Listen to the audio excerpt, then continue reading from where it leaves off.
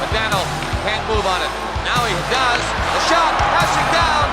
Rebound, score!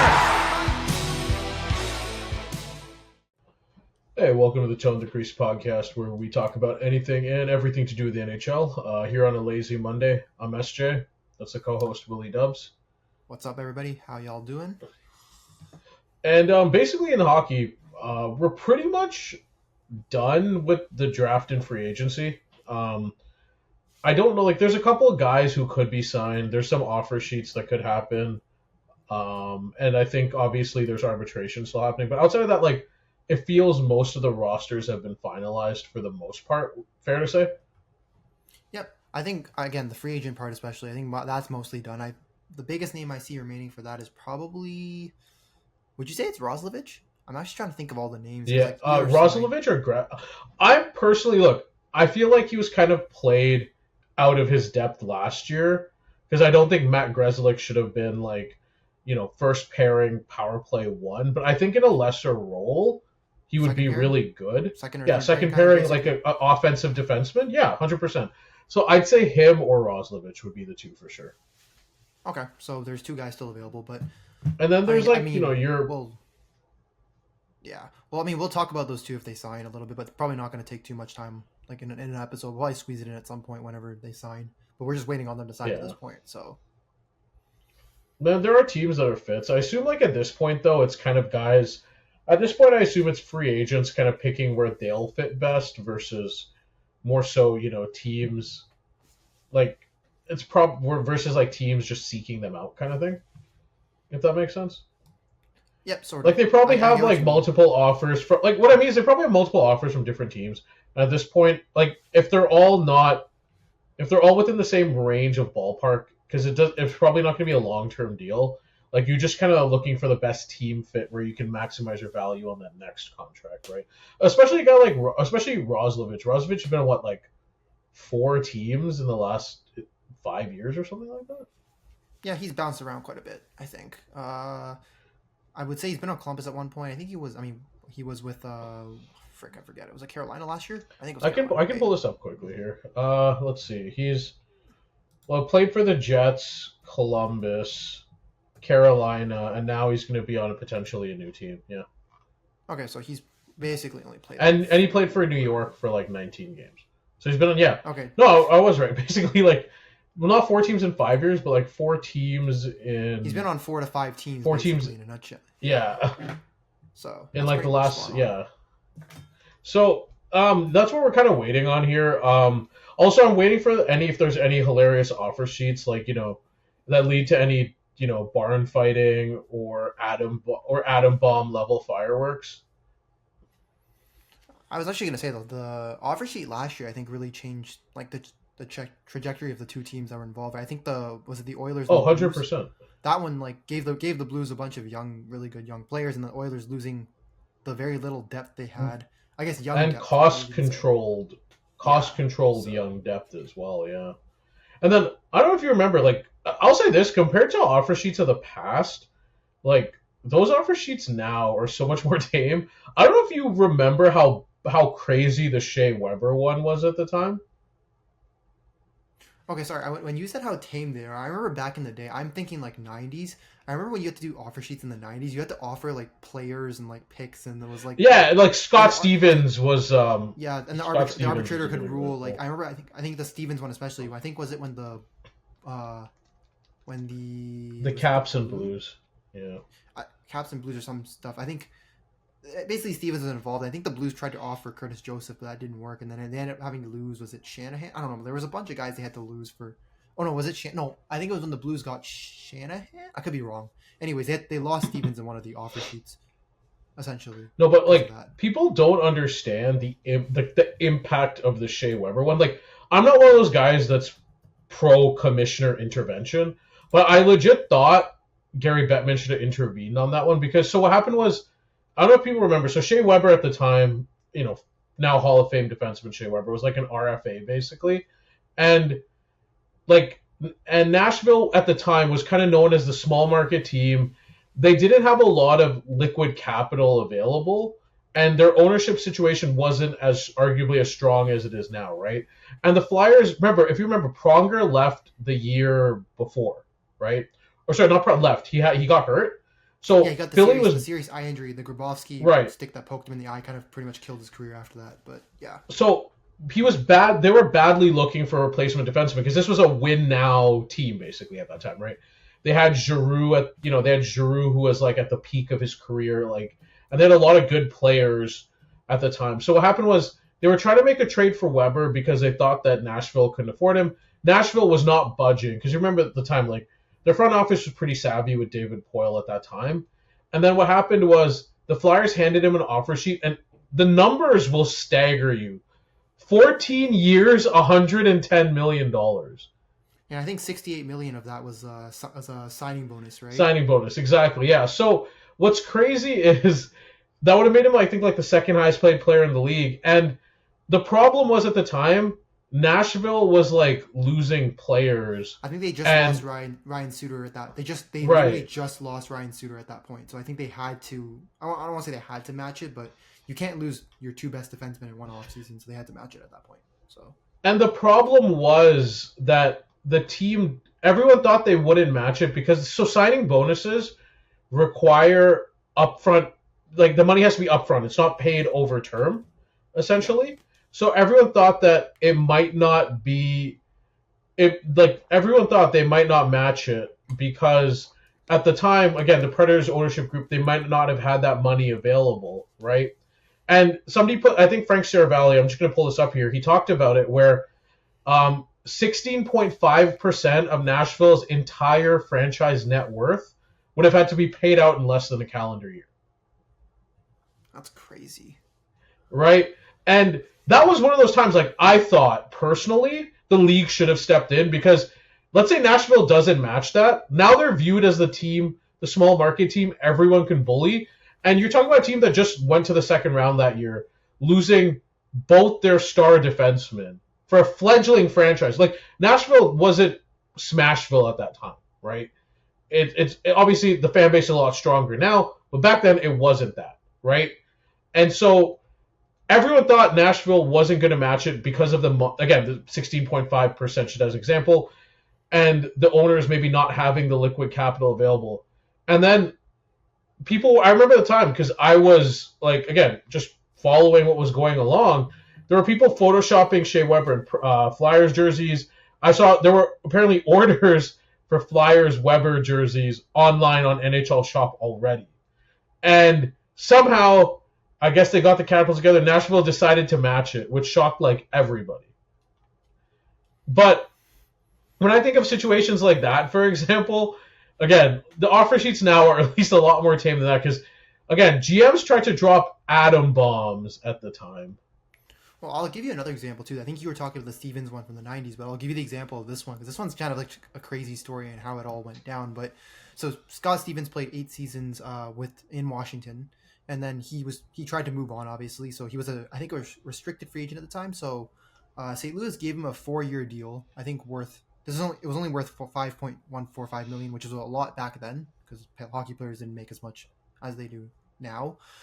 So Washington had the option to match that offer sheet. So I think they declined it. So they got 2 first-round picks plus I think $100,000 in cash, which I think was a lot, like given the time.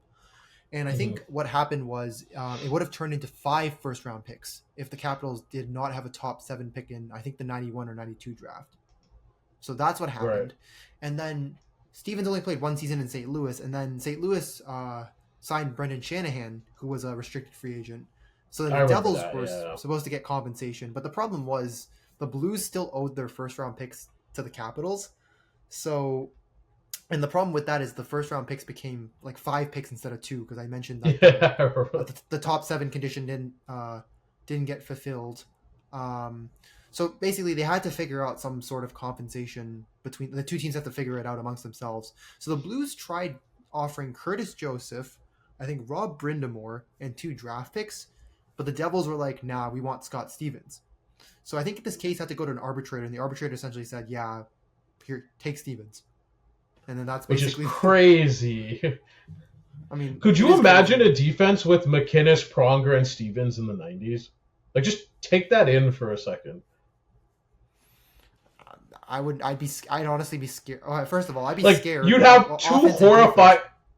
You'd have one of the best shots of all time, one of the best two-way defensemen of all time, and one of the most horrifying players to ever cross the middle of all time, all on the same defense. Don't cross the middle. Don't block shots. And then the other. Do you remember Al McInnes once shot a shot so hard it broke a goalie's finger? I think it was Jeff Hackett. Broke through the boards. I heard it also broke through the boards too. Something like that. But he broke. I think it was Jeff Hackett's finger. Yeah. Also, just before we get into our podcast, interesting note. So FanDuel has their Stanley Cup. We don't normally do gambling. I just thought this was interesting. Who do you think the top 5 teams are for Stanley Cup winner, like projected Stanley Cup winners in terms of odds next year? Florida's definitely one. I can't rule them out. Yep. I'm gonna say Dallas is probably up there. It's probably the 5th. Dallas is 5. Okay. Winnipeg? Winnipeg is 11th. Wow. Okay, that's not what I expected. We think Edmonton probably. I don't know. They'll probably just put Edmonton's 4. Yeah. Okay. Vegas 3. Okay, so I'm missing 2 then. Tampa 7. Who am I missing? Because let me think. So Colorado maybe 6. I'm just whiffing. There's somebody I'm missing and I'm not remembering. Hold on, let me just run through the teams in my head. Is there anybody in the Atlantic other than Florida? Probably not. I already guessed Tampa, so that's out of it. What about the Metro? It's not Carolina. New York's been weird. Washington's probably doesn't have good odds anymore. So it's probably someone in the West. It's not Utah, as much as I'd love them to be out there. I guess Colorado. Utah's second would be crazy. No, it's not. I know, but I'm just like, yeah. I mean, hey, anything can happen. But I love Utah, so maybe that's just a different story. But so I already guessed Colorado. Transitional I guess podcast. Winnipeg. I guess okay. Can I just tell you? Yeah, just tell me. Carolina, number 2. It is really Carolina. Yeah. You're joking. Here, I'm going to share this. I'm going to share this 1 second. I'm not for that one. I know you're not. That's why I want to bring it up. Let me put this up here. So, if you look at it, so Florida 1, Carolina 2, Vegas 3, Edmonton 4, Dallas 5, Colorado 6, Tampa 7, Jersey 8. The crazy one is when you get to this group of people here. So why are LA, the Leafs, the Jets. I assume this has to be the Corey Perry boost because like for some reason he's always on the team that loses in the Cup Finals. But like some of these are just criminal. Like I'm not gonna lie, man. To have the Jackets on the level of like the Flyers and Islanders is like that's kind of criminal, right? I was gonna say when you circled that range, you weren't referring to the Leafs being weirdly up there, right? No, the Leafs are weird. The Leafs are always so they're always gonna attract betting attention a bit, and then also like. They're not. I think in a tier with Winnipeg and New York and Washington is fine. Like yeah, that's what I thought. I thought they were okay, and then like. But yeah, no, it's just the Carolina, LA, and they're still high on Jersey, which I think is interesting. But I think outside of Carolina, like it kind of seems accurate. Like I would have had it Florida, no order: Florida, Dallas, Colorado, Vegas, Edmonton, Tampa. Right, so like that's not weird. Yeah. It just I think the second tier is where it gets really odd. Like. I'm okay with the New Jersey one just because I think before all their injuries they actually looked like a pretty good team. It just when all the injuries hit, everything kind of just went down the rails for them. Plus they have the goalie, they have the defenseman, they have the number one of each of those types. So once you have I'm not a gambling advice guy, but if I were to give you look, again, we are not a gambling podcast, we're not sponsored by any gambling. I know people are turned off by gambling, fine. I'm just gonna talk about this before we move on to the rest of this pod. I'm gonna say no. If Elias Pettersson is right, remember, Vancouver was 1 game away from beating Edmonton 2 years ago. Again, not saying they're going to go that as far, but like if you look at the team's depth, one, they have if Pettersson's back to Pettersson form, you have your elite center, you have your elite defenseman, you have an elite goalie, you have a good backup goalie. Maybe new coaching change inspires a bit more offense than Tocchet's system did. like the wing talent is pretty good on this team.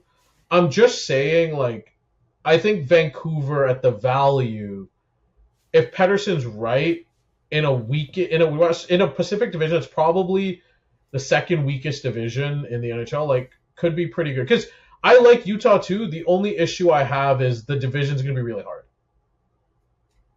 I'd honestly debate throwing some money at Columbus just for the memes, like just for the straight memes. Because like I would just be like, please Jet Greaves, please be good. If that's good, then this team. My problem is with like the thing is, Colorado has like two functioning defense. I'm sorry, Columbus has two functioning defensemen, which is the only issue. But yeah, no, it was just kind of interesting to me. Like, it was just kind of interesting to me when I saw Carolina and LA in the top 10. I was like, oh, okay. Well, I think the Columbus one for me is more just like they're so far down there that it's not a like you might as well just take if there's a team you want to take a swing on down there, it's probably Columbus. And like Vancouver, if you want to take a swing on a team that's a little higher up.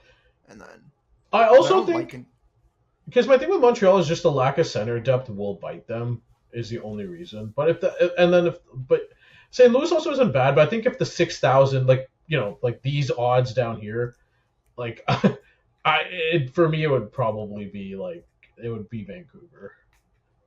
Okay, fair enough. Yeah, I just wanted to show that quickly. All right, so the reason we're kind of talking about like this is so it's funnily enough like. Odds also kind of play a role into how people view teams. So one of the things we're going to do this podcast is we're going to talk about teams which we thought had, like, in terms of outlook, the 5 best and the 5 worst team outlooks going forward. Now, there's not like a specific objective rating system here. It's a combination of different things we take into account. It's obviously your personnel, it's obviously the talent on your team. It's the age, it's of the players, it's the contracts. It's the coaching. It can even be like the GM could play a role, right? Sometimes you always want a good coach-GM pairing. And so we're going to look at that, and we look at all those things, and we kind of make our determinations to what we think are the 5 best and 5 worst situations going into the 2025-2026 year. And remember, these can always change. 5 years ago or 6 years ago, Florida might have been one of the worst situations in the NHL coming off the Vegas expansion draft. They get a new owner. They get Bill Zito. Like my tagline is, Bill Zito doesn't miss. And now they're the cream of the crop in the league, right?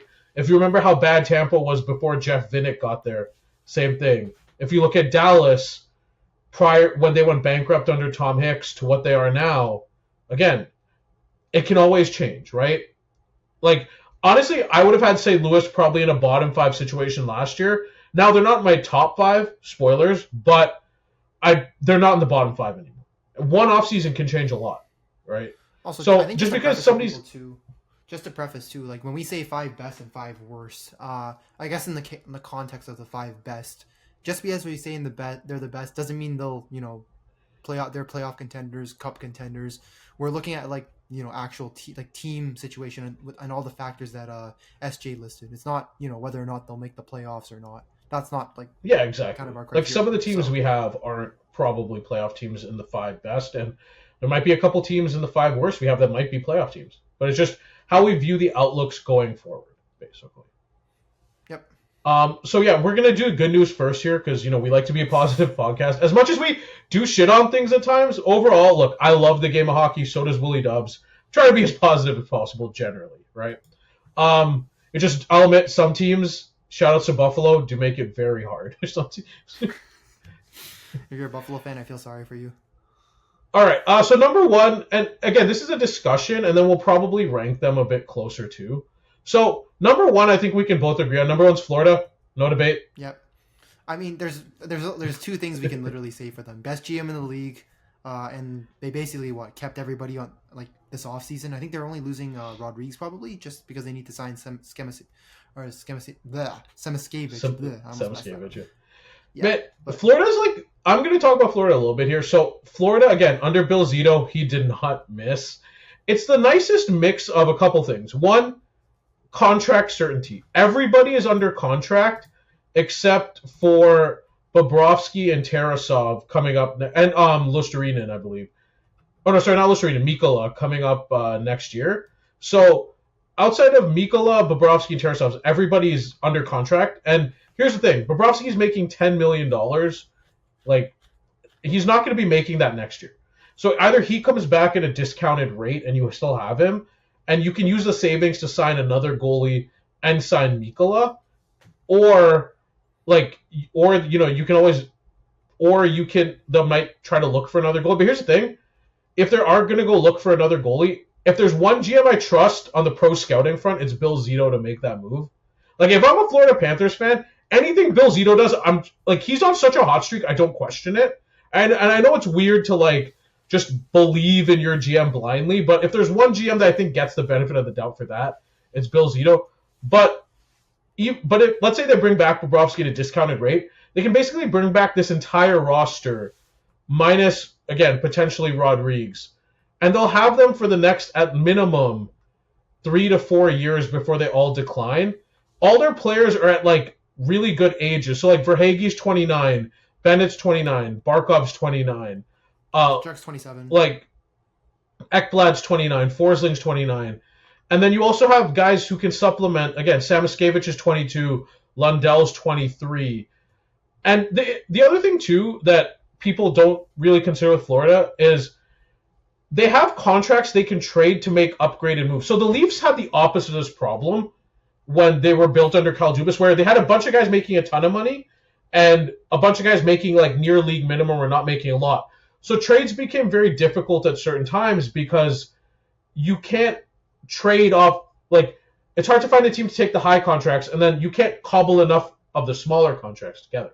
Whereas, like, when you have, like, Reinhart making 8.63, Bennett making 8, Verhaeghe making 7, let's say you want to get a $10 million player, you can trade one of these guys plus picks plus, whatever to make the money work a bit easier. And that's actually a low-key, underrated, really valuable asset to have, right?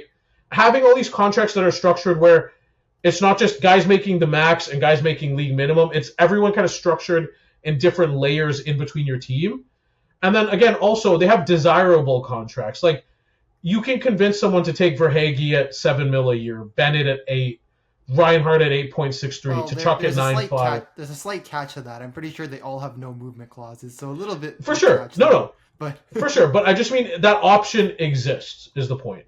Yeah, it exists, but like that, it is dependent on the player saying yes. And I'm not gonna lie with the way everyone wanted to come back. I don't think anyone wants to leave, or at least okay. So I agree with that, but I just mean it's not a situation of where there's a minimum maximum. There is a little bit of flexibility, right? Yeah. No, and then the other thing too is after, I believe, I just want to pull this up here because I don't want to get this right. So after 2027 too, they start to at least get their picks back. Okay. Sorry, yeah.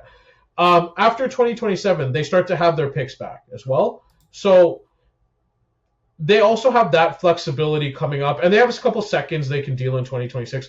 Overall, I just think if you look at the roster, the cost certainty, the ages not being to the point where they're already in decline, and the GM head coach combo, I think this is by far, I don't want to say by far, but it's the best situation in the league for me.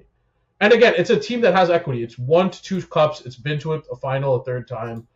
I mean, what more could you ask for?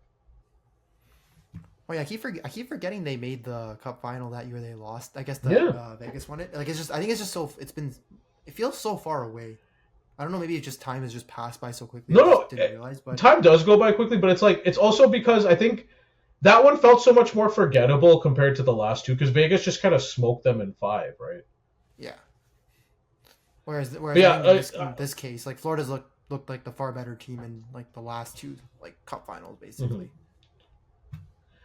Yeah, I had them there. Again, you said not much debate for you. I remember you saying this was the one we would talk about the least. So yeah, like, I mean, you mentioned a few good points there, and obviously the no movement clause, while funny, at least there's an option to do that, right? Like, it's an option to move them, given they say yes. But I think if they're gonna keep making it like make deep playoff runs, I don't think anyone wants to leave. Let's be realistic. I wouldn't leave that situation.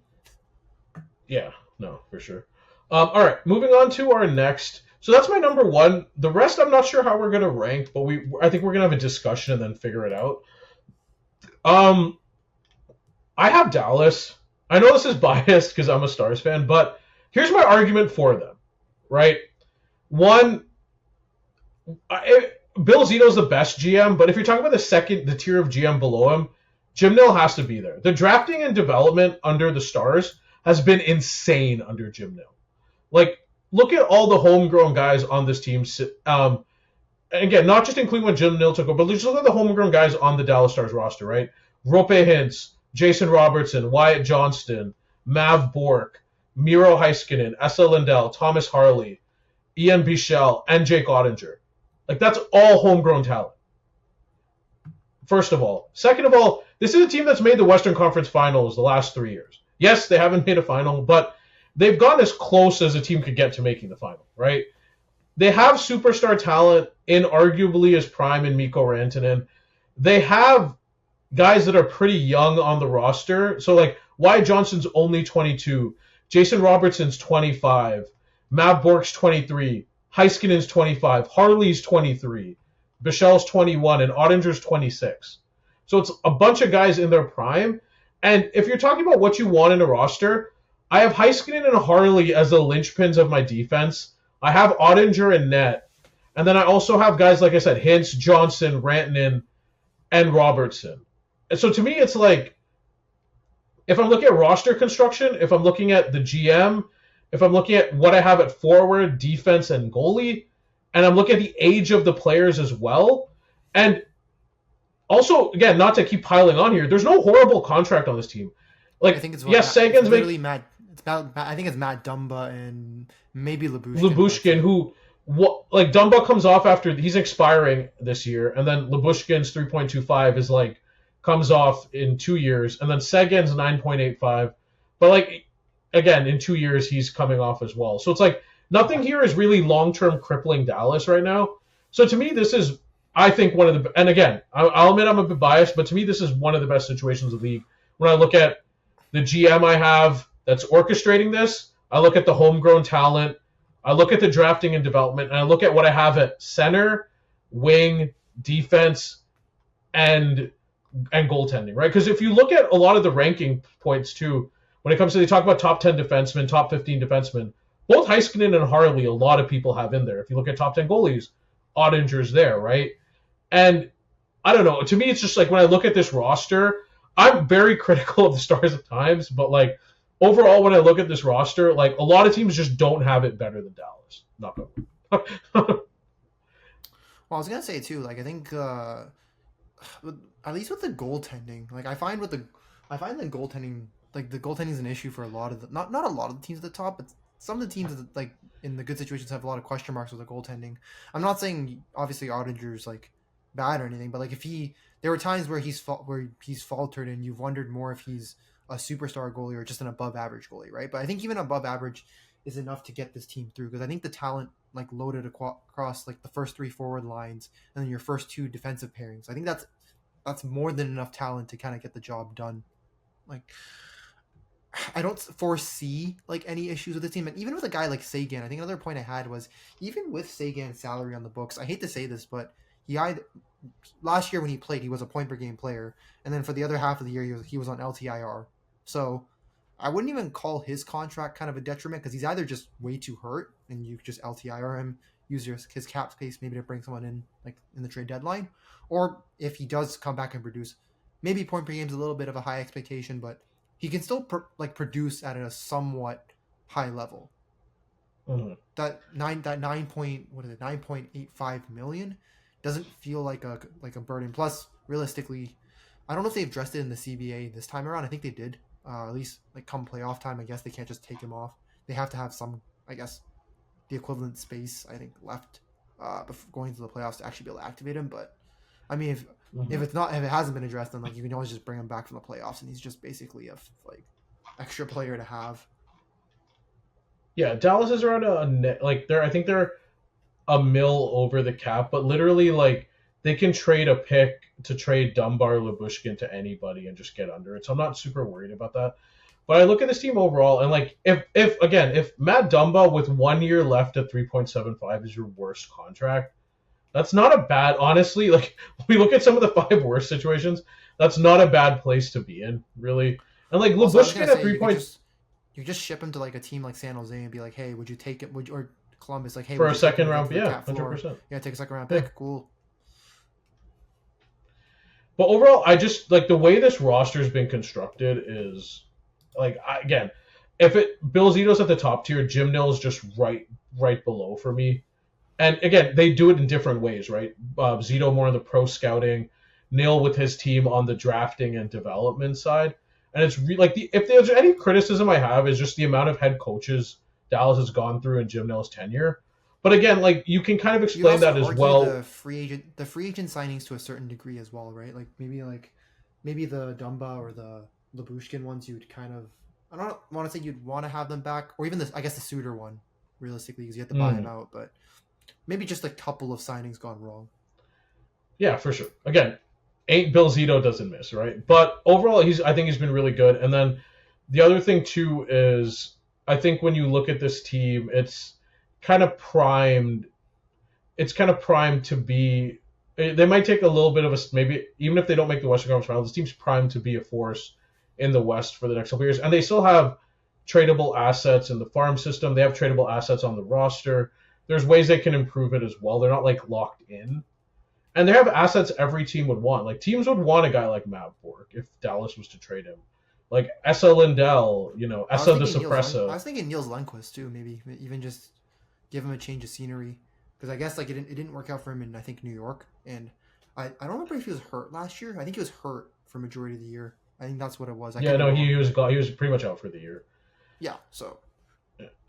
And again, like I just think this is a great situation when you look at compared to the rest of the league. It's a mix of young guys, it's proven talent, it's proven playoff pedigree, and it's a GM that I know knows what he's doing.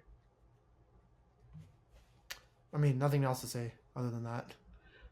Like, did you have any? I honestly, biases aside, would probably have them number 2. I have Florida 1, Dallas 2 right now. That's what I have. And I think number 3, we might have. Actually, no, I think we might have the same number 3. I could be wrong, but we'll. All right, who do you have at number 3? So I actually had. I prioritize like how close you are to a cup versus like what's your like kind of potential, right? So I have Vegas at 3. Right. Okay. Because I don't get me wrong. I love a team that has a bucket load of prospects, but they're just prospects, right? You don't know how they're going to pan out. Whereas I think Vegas. I don't want to say they were. If there's one thing Vegas does not care about, ladies and gentlemen, it's prospects. It's like you're a prospect, we're trading you. If you're a prospect, we're trading you. Like, can you name the last like? Did they draft Caden Korchak? But he might be like the only one that's like drafted and developed. I guess Pavel Durafeyev drafted and developed with them. I have no idea actually. Let's check. Is anyone drafted stayed on their roster? Like, yeah, Dorofeyev is their 79th overall pick from 2019. That's pretty good for a 79th overall pick. Okay, so I guess it's him. That's kind of it, right? Everybody else has been. Yeah. So again, and what I do like about. Yep. What I do like about these top. What I do like about the top 3 situations is it kind of shows you the differences in how you can go about team building, right? So if you look at Vegas, right, from the expansion draft, it's been a bunch of, again, where some teams would take a more long-term rebuilding approach. Vegas has kind of done it to where, again, they haven't looked at it long-term, and they've kind of just made moves using their pro scouting department to identify talent and go after it and trade assets accordingly. Again, Florida with their pro scouting, and Dallas through drafting and developing. I know this is a very simplified way, but it's kind of interesting to see how teams take different approaches. And Vegas, yeah, like to WillyDubz' point there, if you talk about a team, again, they've won a cup a couple years ago. They've been routinely in at least past the first round of the playoffs consistently.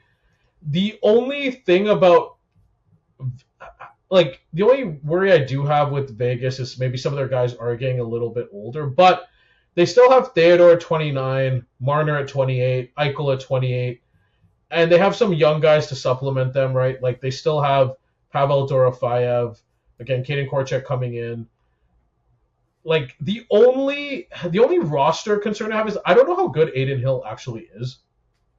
So it's weird. Adin Hill's a fine goalie for the regular season, but I feel like every time come playoff time, it just doesn't work. I don't want to say it doesn't work out for him, but he just hasn't been good in the playoffs. So like in the regular season last year, I think amongst goalies that played at least one game, he was 16th in goal save above expected with a 14.5. But come the playoff time, this is like a totally, I don't know if we just saw a completely different Aiden Hill, but come playoff time, he was 25th with a minus 3.7. So like you just see two totally different versions of Aiden Hill, like the regular season one who's really good, and then the playoff one who just. I will say the year they won the cup, he was crazy. I think it had 932 save percentage, 217 goals against. And then the year after, when they got eliminated first round against Dallas, 170, 931 in the 3 games he played. And I'm hoping this year was just kind of an outlier for whatever reason for him, because this year was like the 293, 887. But he's like the only difference I have where, like, we know Bobrovsky and we know Ottinger's like floor is, again, Bobrovsky sometimes, but in the playoffs at least, we know their floors are pretty decent. Like Hill's floor can sometimes be a little bit wonky, especially now because this is like the real first year. I kind of feel like he's the guy to an extent.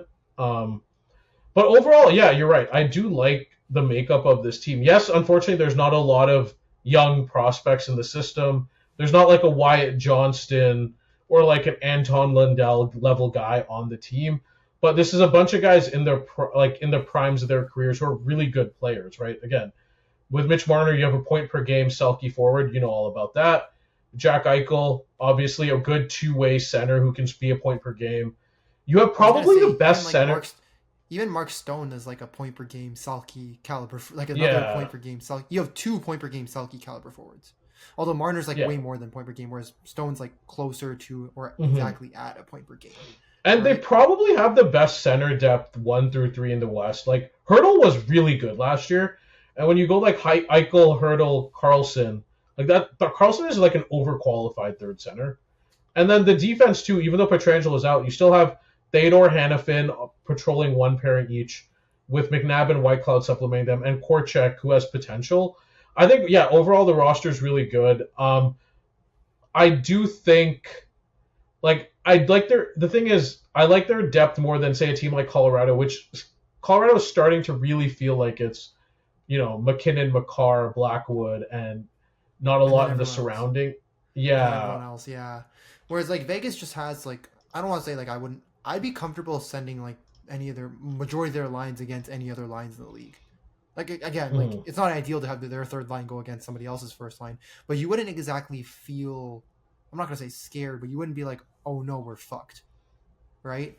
And I think with Vegas, too, the thing I appreciate about them the most is I like how cutthroat they are with their team. Like, if you're not cutting it for them, they're going to find a way to get rid of you in some sort of way. And I appreciate that.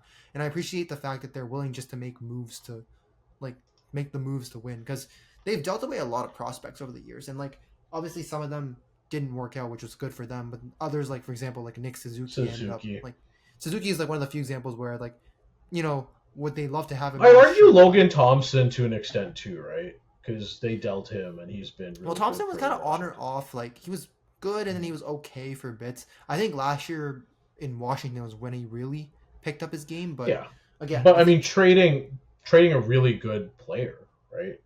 Like a guy who became a really good player. I heard there's more issues with Bruce Cassidy, but apparently that's why he wasn't picked for Team Canada too, which is kind of surprising. But I mean, I think it was Thompson and Suzuki are probably the 2 guys they wish they had. But I mean, they have Eichel at center 1, so it's like why would you need Suzuki at that point? And then they have Hill, who's been fine, so it's like you don't really need Thompson. It'd be nice to have him, but. And I think that's what speaks to, like, again, the GM group there with McCrimmon and McPhee, where it's like, again, if they're not Bill Zito, but they're probably the tier right below Bill Zito, right? With Jim Nill, maybe Julian Breezeball, a couple other guys, where it's like this team, it's no matter what with Vegas, I'll say this, you trust them to figure out the cap situation and they know what they're doing. Like, for somehow, they'll always figure it out. It's funny because I think them in Florida kind of similarly build. Actually, no, not necessarily. I think Florida kind of is like their like pro scouting evaluates like players, and then they make moves to the players they think that fit their system. And like you've seen how well it's panned out. I think Vegas's approach is just like, hey, we see a superstar name, we're not afraid to move all our eggs in all. We see something we want, we will go get. We're gonna go for it. We're not gonna stand by and let somebody else, you know, snatch that from us. And I think with Dallas's approach, Dallas is like, we're just good at drafting and developing the guys that we pick. So kind of different sort of approaches for, I guess, building a team. You can see all three have led to like very like great levels varying of levels of success. Yeah, exactly. Exactly. Yeah. Yeah, but I would have them 3 as well. I just think this roster, and the thing too I talk about is like, so Eichel's the big one where he's a UFA next year. Again, I'm just trusting that they're going to sign him, but there's not a lot of horrible contracts that can't be LTIR on this team. Like, everyone seems reasonably paid, and they have most of their guys under. If they resign, as long as they resign Eichel next year, you'll have Marner, Eichel, Hurdle, Theodore, Hannafin, and like Hill under long-term contracts, basically. So there's no worry about guys leaving unless Vegas wants them out within a reasonable period of time. So again, when I look at everything here, Vegas easily number 3 for me.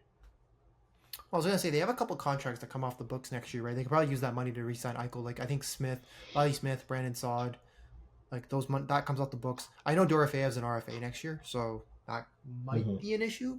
But I trust that they'll find a way to make it work. It's Vegas we're talking about. They always find a way to make it work. Yeah, basically. All right, moving on to the next team. So this is where I kind of got a little murky because I thought the first 3 were kind of clean. The next 2, like they're teams I want to have a discussion about before we get to that last number, that 2. Okay, so one of the teams, like, did you have Colorado anywhere near your top 5? I'm just curious. I left Colorado off completely. I just think that they don't have as much depth on that team anymore, and the problem is in the playoffs, you kind of saw it, I think, even in the Dallas series, right? Like, when the McKinnon line wasn't on the ice, it didn't really feel like Colorado was doing very much in the offensive zone. Like, I don't know if you noticed it, but it was obviously a lot different when McKinnon was out there, and if you were a Dallas fan, so you probably were like, I don't want to say you were wetting your pants when you saw him out there, but you're like, oh, fuck, get him off the ice kind of thing, right? Like, they just don't have the depth anymore. Like, sure, they have the number 1 like center with McKinnon, one of the best defensemen in the league in Makar, and they have a really good number 1 goalie in Blackwood. Like, it's nice to have all those 3, but they've had to sacrifice so much for, like, to have those 3 that they just don't have the same level of depth that a Florida, a Dallas, even like a Vegas has. They just don't have any of that kind of depth. Also, like, weirdly, they haven't. I know they hit on obviously McKinnon, Makar, Landeskog, all those guys, but the drafting and development hasn't been good for a while. Well, the other thing is also the one guy they did draft and like that I was looking forward to, like Callum Ritchie. I think they traded for Brock Nelson. So yeah. So the team is a lot older than people think about because Landeskog's just been out for so long. You forget he's 32, Nelson's 33, Nichushkin's 30, Lekkonen's 30.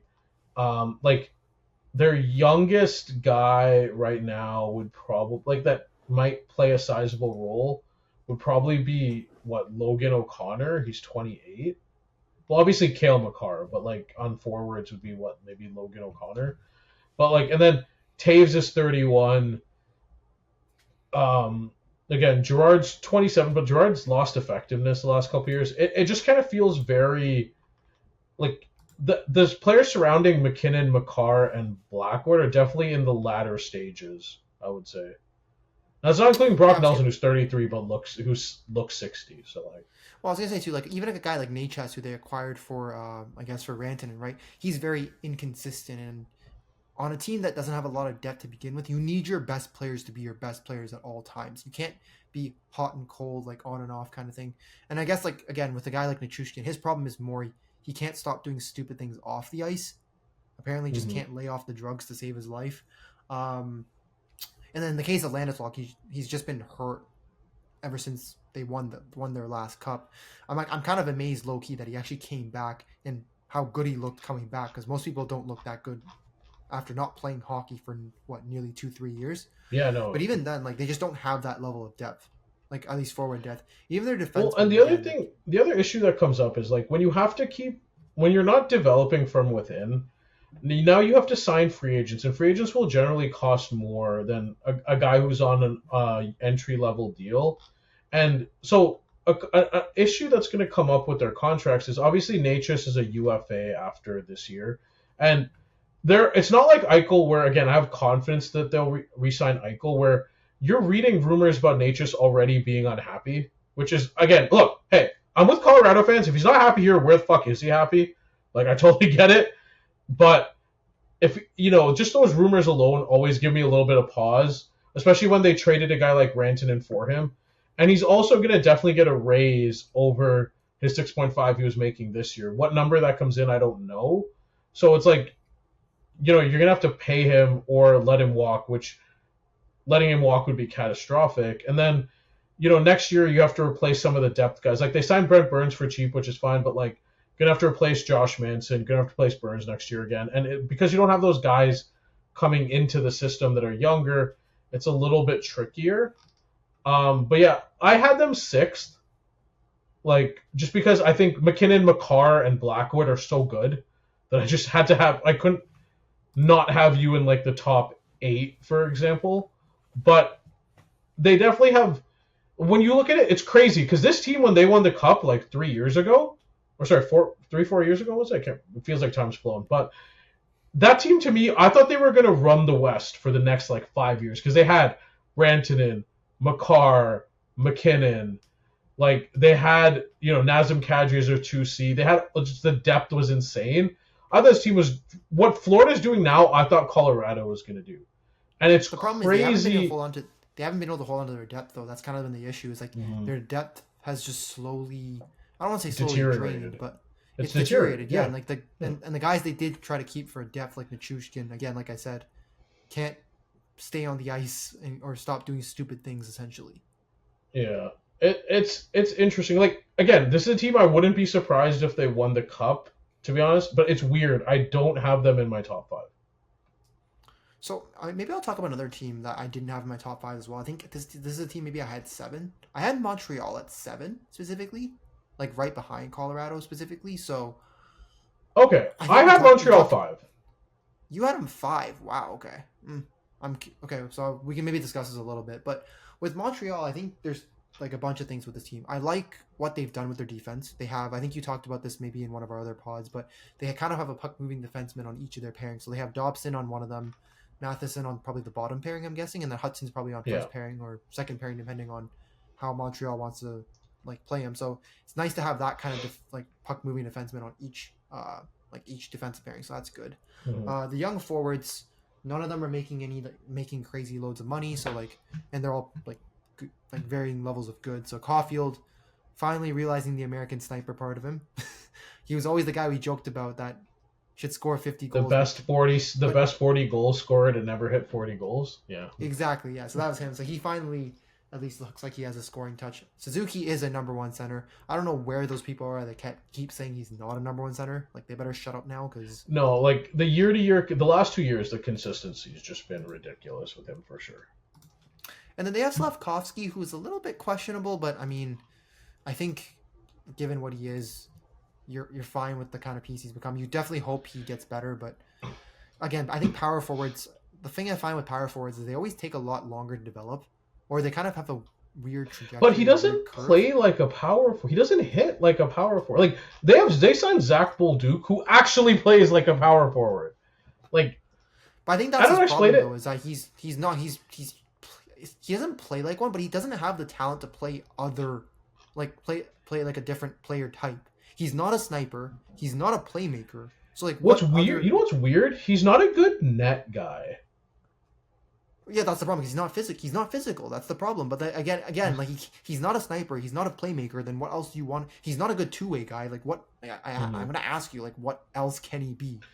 Okay, but overall, the rest, other Slavkovsky's potential. Otherwise, like I love the way this team is constructed. This is why I have them at 5. So there's a couple things. One, they again, as the league shifts to kind of more needing multiple puck-moving defensemen. They have 2, one who just won Rookie of the Year and, set records or came close to setting records as a rookie. Lane Hudson's 21. I have Noah Dobson, who's 25. I have Caden Gould, that kind of plays that defensive role at 23.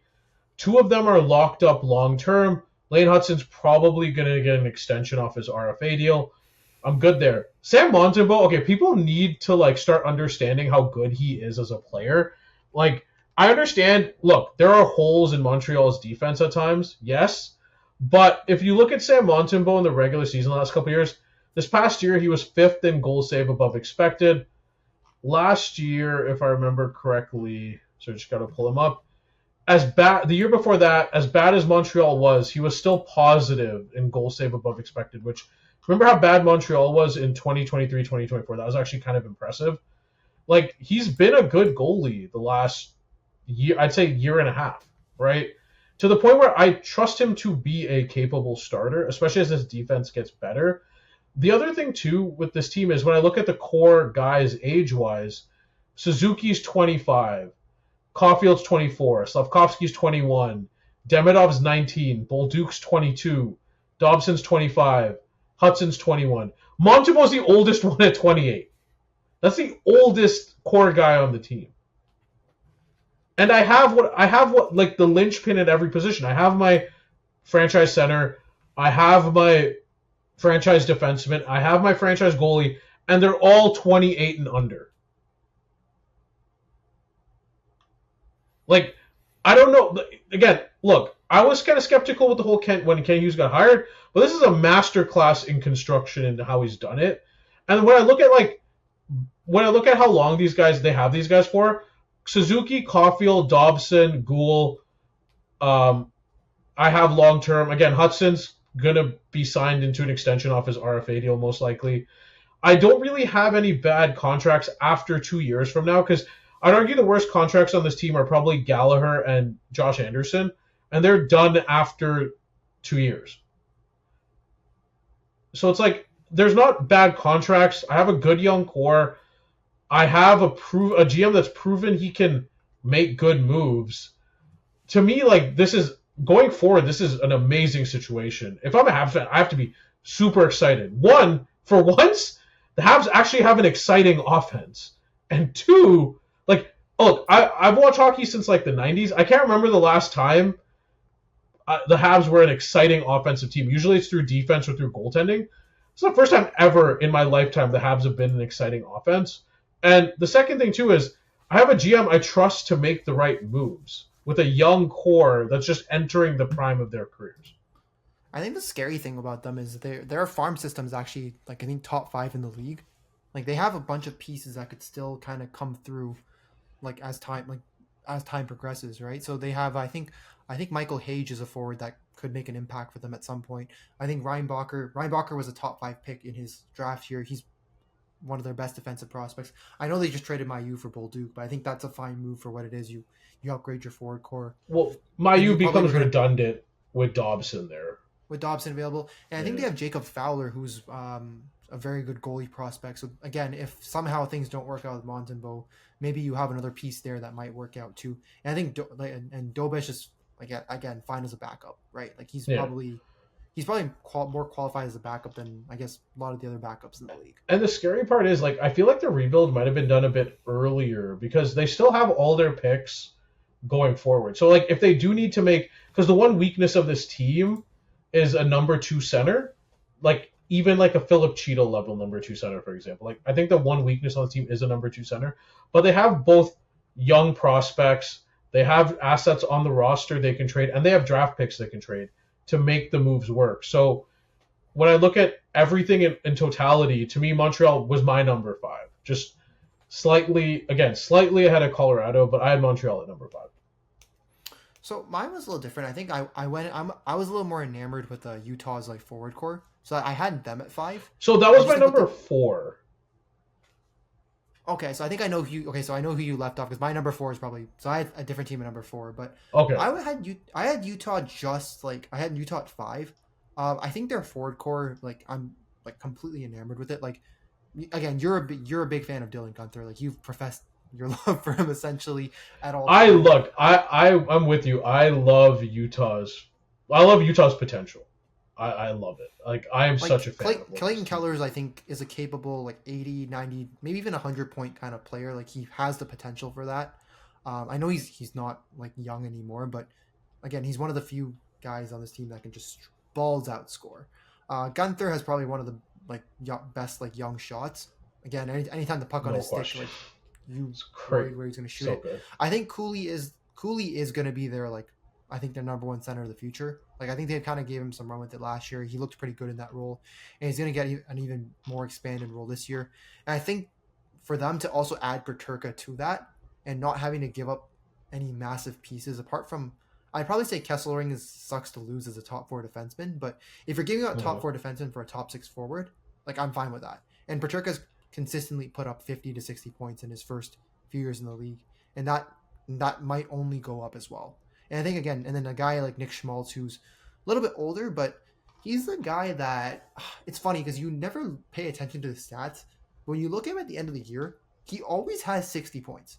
And that's on your second line. His pacing is so consistent, even when he was hurt. I completely agree. And then with Utah too, I think Caleb, they have Dan Wyatt, who they just drafted in their system, so they have another big-bodied center with elite talent that could come through at some point too. I think the issue with Utah might just be the goaltending, and then I guess on defense there's a little bit of question marks there. So now that I think about Utah a bit more, I'm going to change it a little bit. I have them at 5, and I'd have Montreal at 4. Now here's my thing with Utah. There's a couple both goods and bad. So good, I think the young forwards are ridiculous on this team. Again, JJ Peterka's 23, Keller's 26, Gunther's 22, Barrett Hayton is 25. I think the young and there's still guys coming in. They just got Caleb Denoyer. They got TJ Ginla the draft before. And the thing is, they have size too, right? And not to mention they have what's his face? When they drafted from the Coyotes, they have those 2 Russian guys. I can't remember their name, but they were big. One was a defenseman and one was a forward. I think Dmitry Shimashev and then I think Daniil Boot, right? I think that's the 2 guys. Yeah, they were 6. There were these massive. I remember looking at them holy shit. But anyways, they have guys in the system too, right? So it's not only the forwards on the guys already on the roster who are burgeoning, either potential stars or already really good players. You have guys who are highly touted prospects who either can make the roster or can help facilitate trades for other guys, or if they make the roster, they can push other guys out that you can use in trades. So it's just the forward core is just ridiculous if you look at the potential and the already proven production. And then am I the biggest Hayton guy? No, but I think he's fine in a middle 6, whether it's second line or third line, whatever he ends up becoming. So that would be the one knock. The only reason I realized I would now that we're doing this, I would probably have Montreal ahead of them is I think Montreal having the second defenseman and having a goalie that they're I have a lot more trust in than Vejmelka is just the difference for me. So but overall, do you think Sergachev is a number one is capable of being a number one defenseman on this team? I have some question marks about that. I will say I do have some question marks about that. I think he's at least a number 2 defenseman for sure. There are times he's shown he can play a number 1, but I'm not 100%. It's not consistent for you. Yeah, that's why I had them at number 5. Is that I just. That's fair. No, I now that you're talking, we're talking. I'm actually talking about it now. I'm actually debating just moving them down to 6 actually, just because again the defense and the goal are question marks there. Because look, I love the forwards. Don't get me wrong. If you can score if you can just outscore everybody else, it's not a great way to win, but it's a fun way to win. That's for sure. And all that. I guess my question is, if they had acquired Dobson, where would you have put them? Say they traded. Let's hypothetical, number 4 pick for Noah Dobson, straight up. Where would you have put them?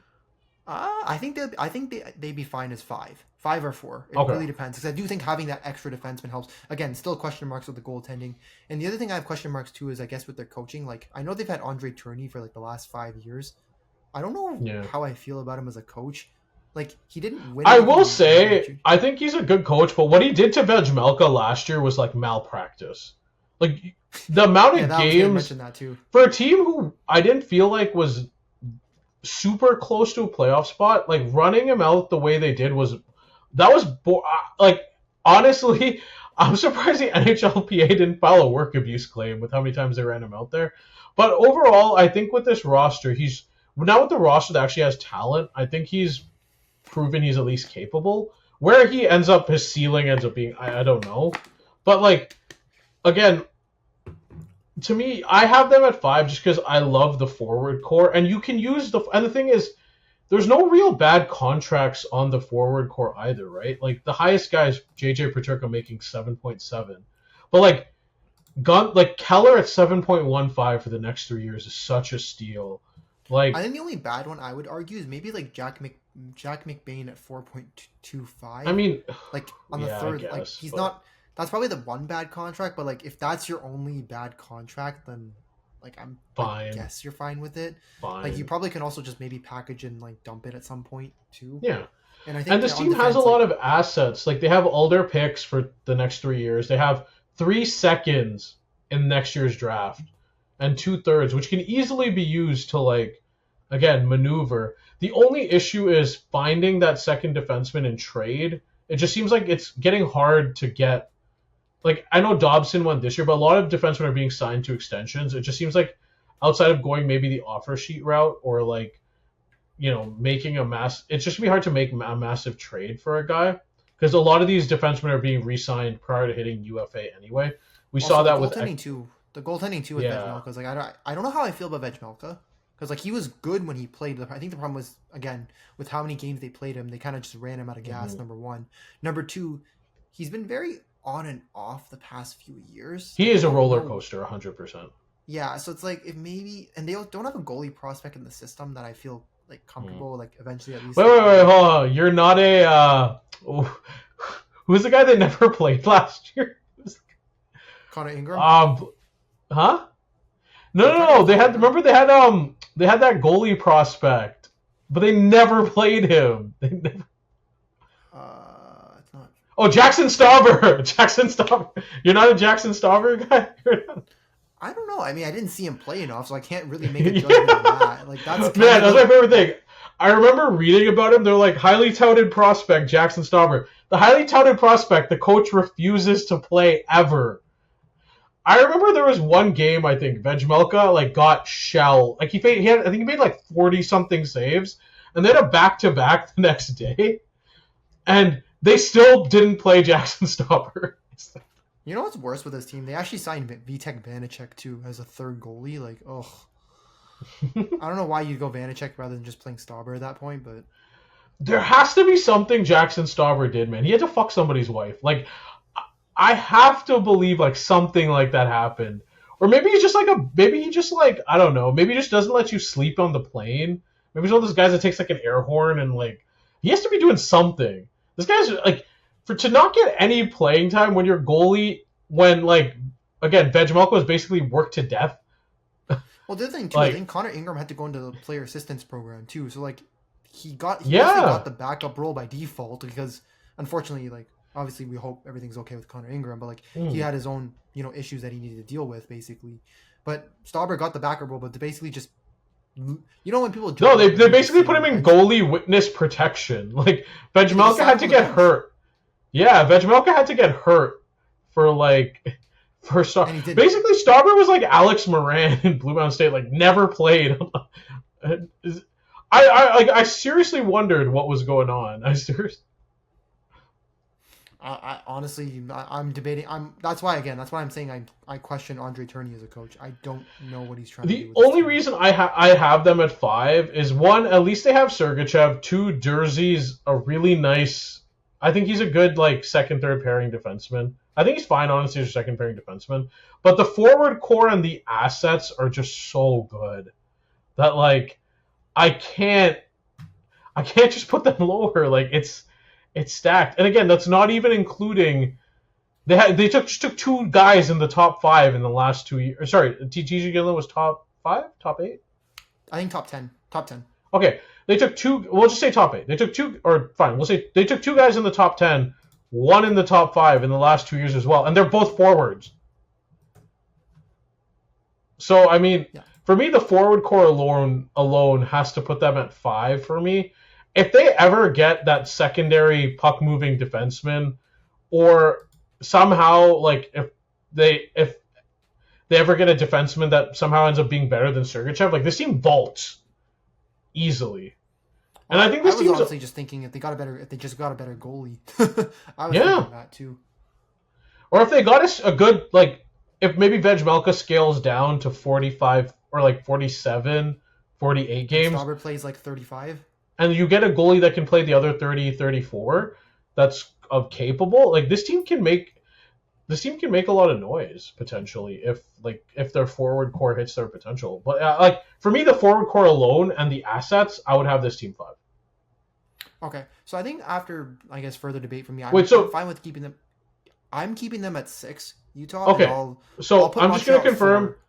my top 5 right now is Florida, Dallas, Vegas, Montreal, Utah. So yours is Florida, Dallas, Vegas, Montreal at 4. So you have someone different at 5 that's not Colorado and not Utah. I am really curious to hear who this is. So I'll go with the Sharks, San Jose.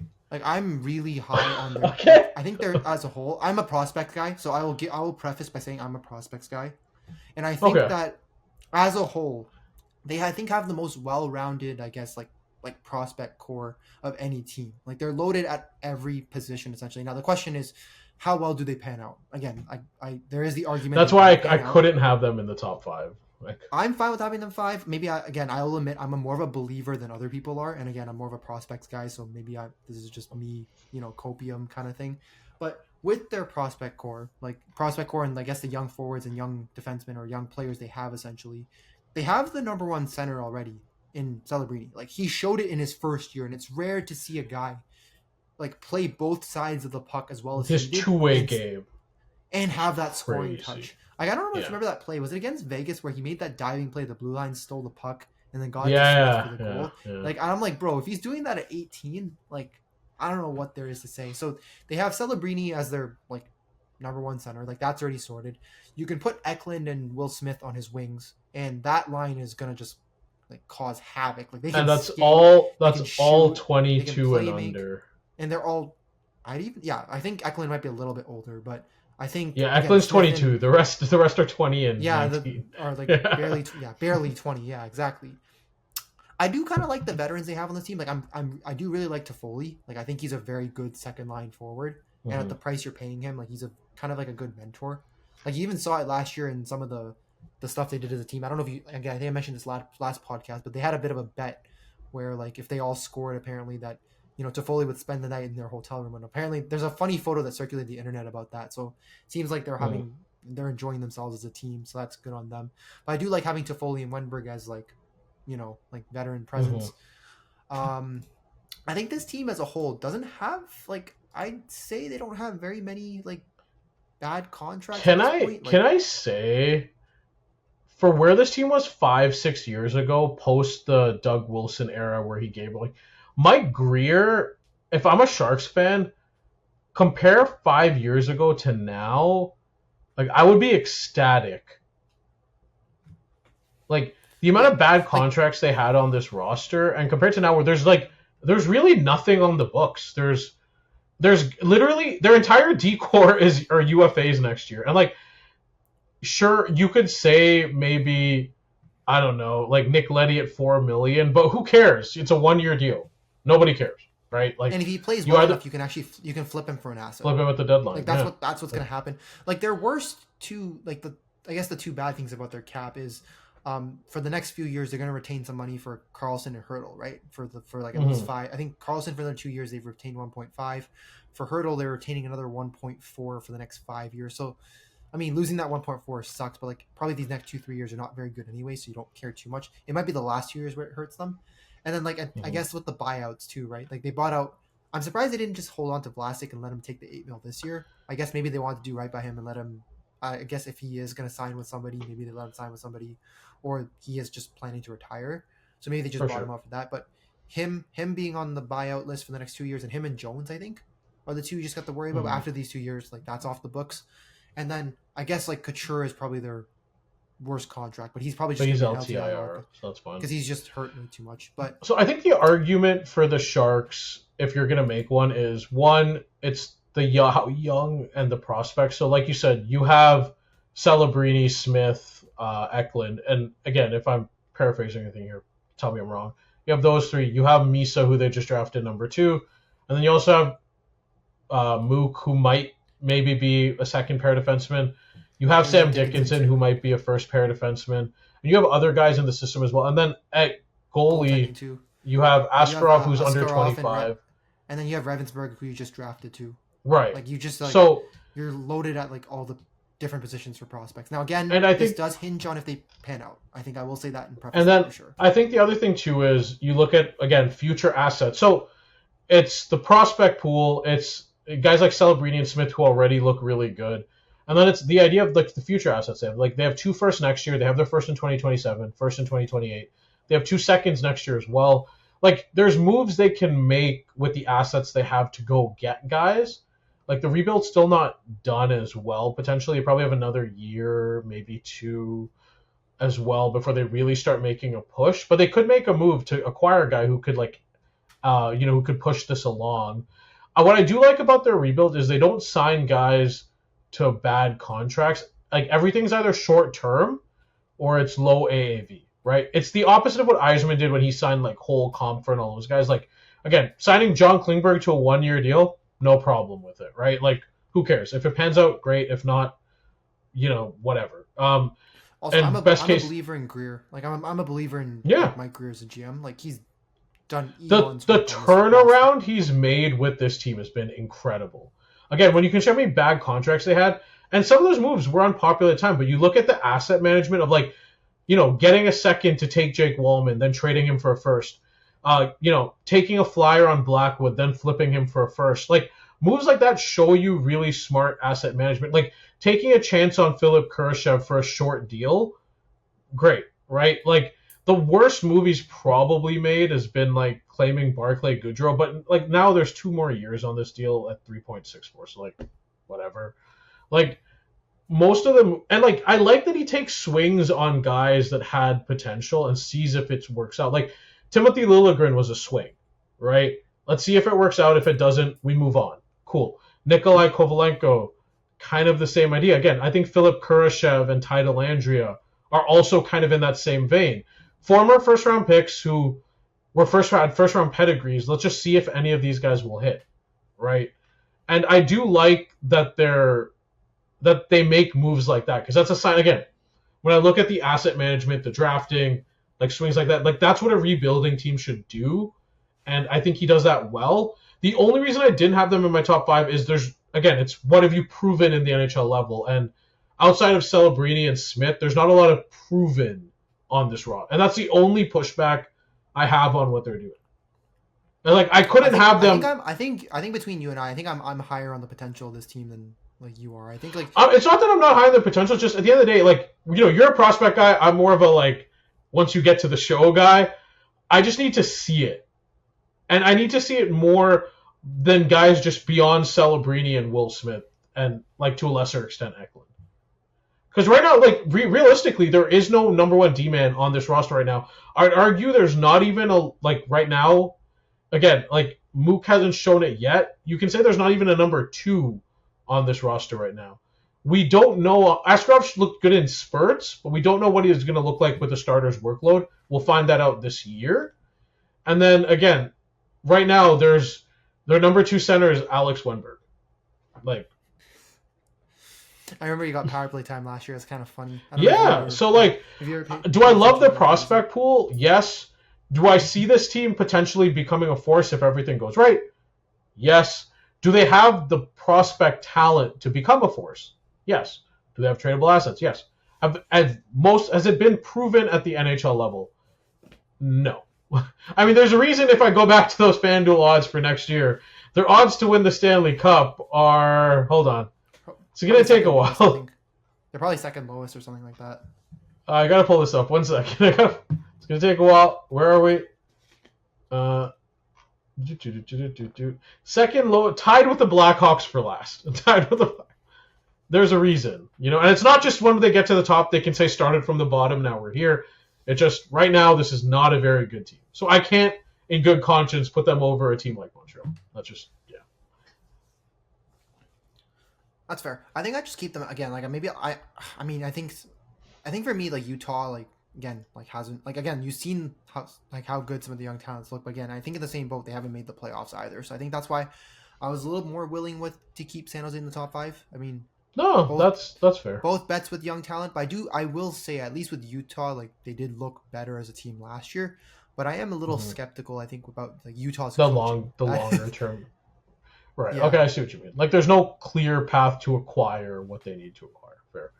All right, so I say our top 5 best situation. So for me, again, I got Florida 1, Dallas 2, Vegas 3, Montreal 4, Utah 5, Colorado right. Like you can still talk me into Colorado versus Utah, but Colorado right at 6 as an honorable mention. But I'd say top 5: Florida, Dallas, Vegas, Montreal, Utah.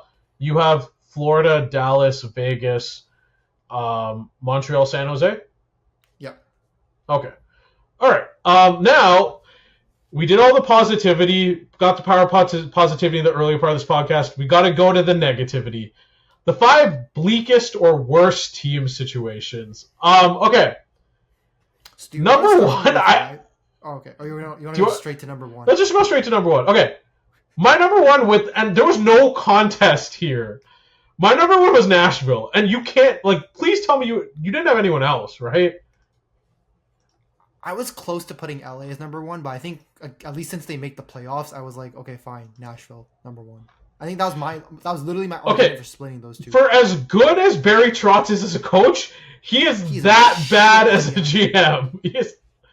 Well, I was gonna say we've never seen a coach / GM kind of work out, right? Like Scotty Mike Keenan was Bowman. shit. But I think he did one or the other kind of. I guess in Trotz's case. Oh, okay. Yeah. But then, I guess, with, for example, Keenan, when he tried to do both, was shit. I think he's the guy who took Roberto Luongo to arbitration and lost him. He's also the guy who pissed off Brett Hull and got him traded out of St. Louis, so congratulations to that. I think Milbury, again, you saw how shit the 2000s Islanders were. I guess, Trotz, also, I guess with Bowman was good at, I guess Bowman was, the one example who he was good at both, kind of, right? Or at least good at both, or he was good at, both, but then good at one at different times. Like he was a good coach at one point, and then a good GM, or a good GM and then a good coach kind of thing. Whereas Trotz, great coach, Hall of Fame coach. I guess Hall of Fame coach, not even close to Hall of Fame GM. I can't. No, he might be. I don't want to say he might be Mike Milbury bad as a GM, but he's close. This roster. Close? Okay, my argument that horrible. The only reason why I will say Mike Milbury's worse is I remember Milbury as a GM just traded prospects for shitty assets. No. Again, he's not Mike Milbury bad, but he is if Mike Milbury's at the bottom at the bottom, it's in Moneyball, right? There's 20 feet of shit, and then there's us. That's Mike Milbury, but right in between that 20 feet of shit is Barry Trotz. This roster is. You mean at 10 feet of shit? It's yeah, this roster is trash, and I mean that politely. We all knew when they were going to, when they made the bet and signed all those free agents. We thought at max this would be a 2 to 3 year window where they would try to push for a cup and then rebuild. And look, I'll say this: I didn't think they were better than Dallas, Colorado, or Winnipeg at the time they made that gamble. It looks even worse now. There is no young. Because I think we were 1 month into the season, and I think they were already talking about blowing it up. 1 month into the season, there is no young talent on this team.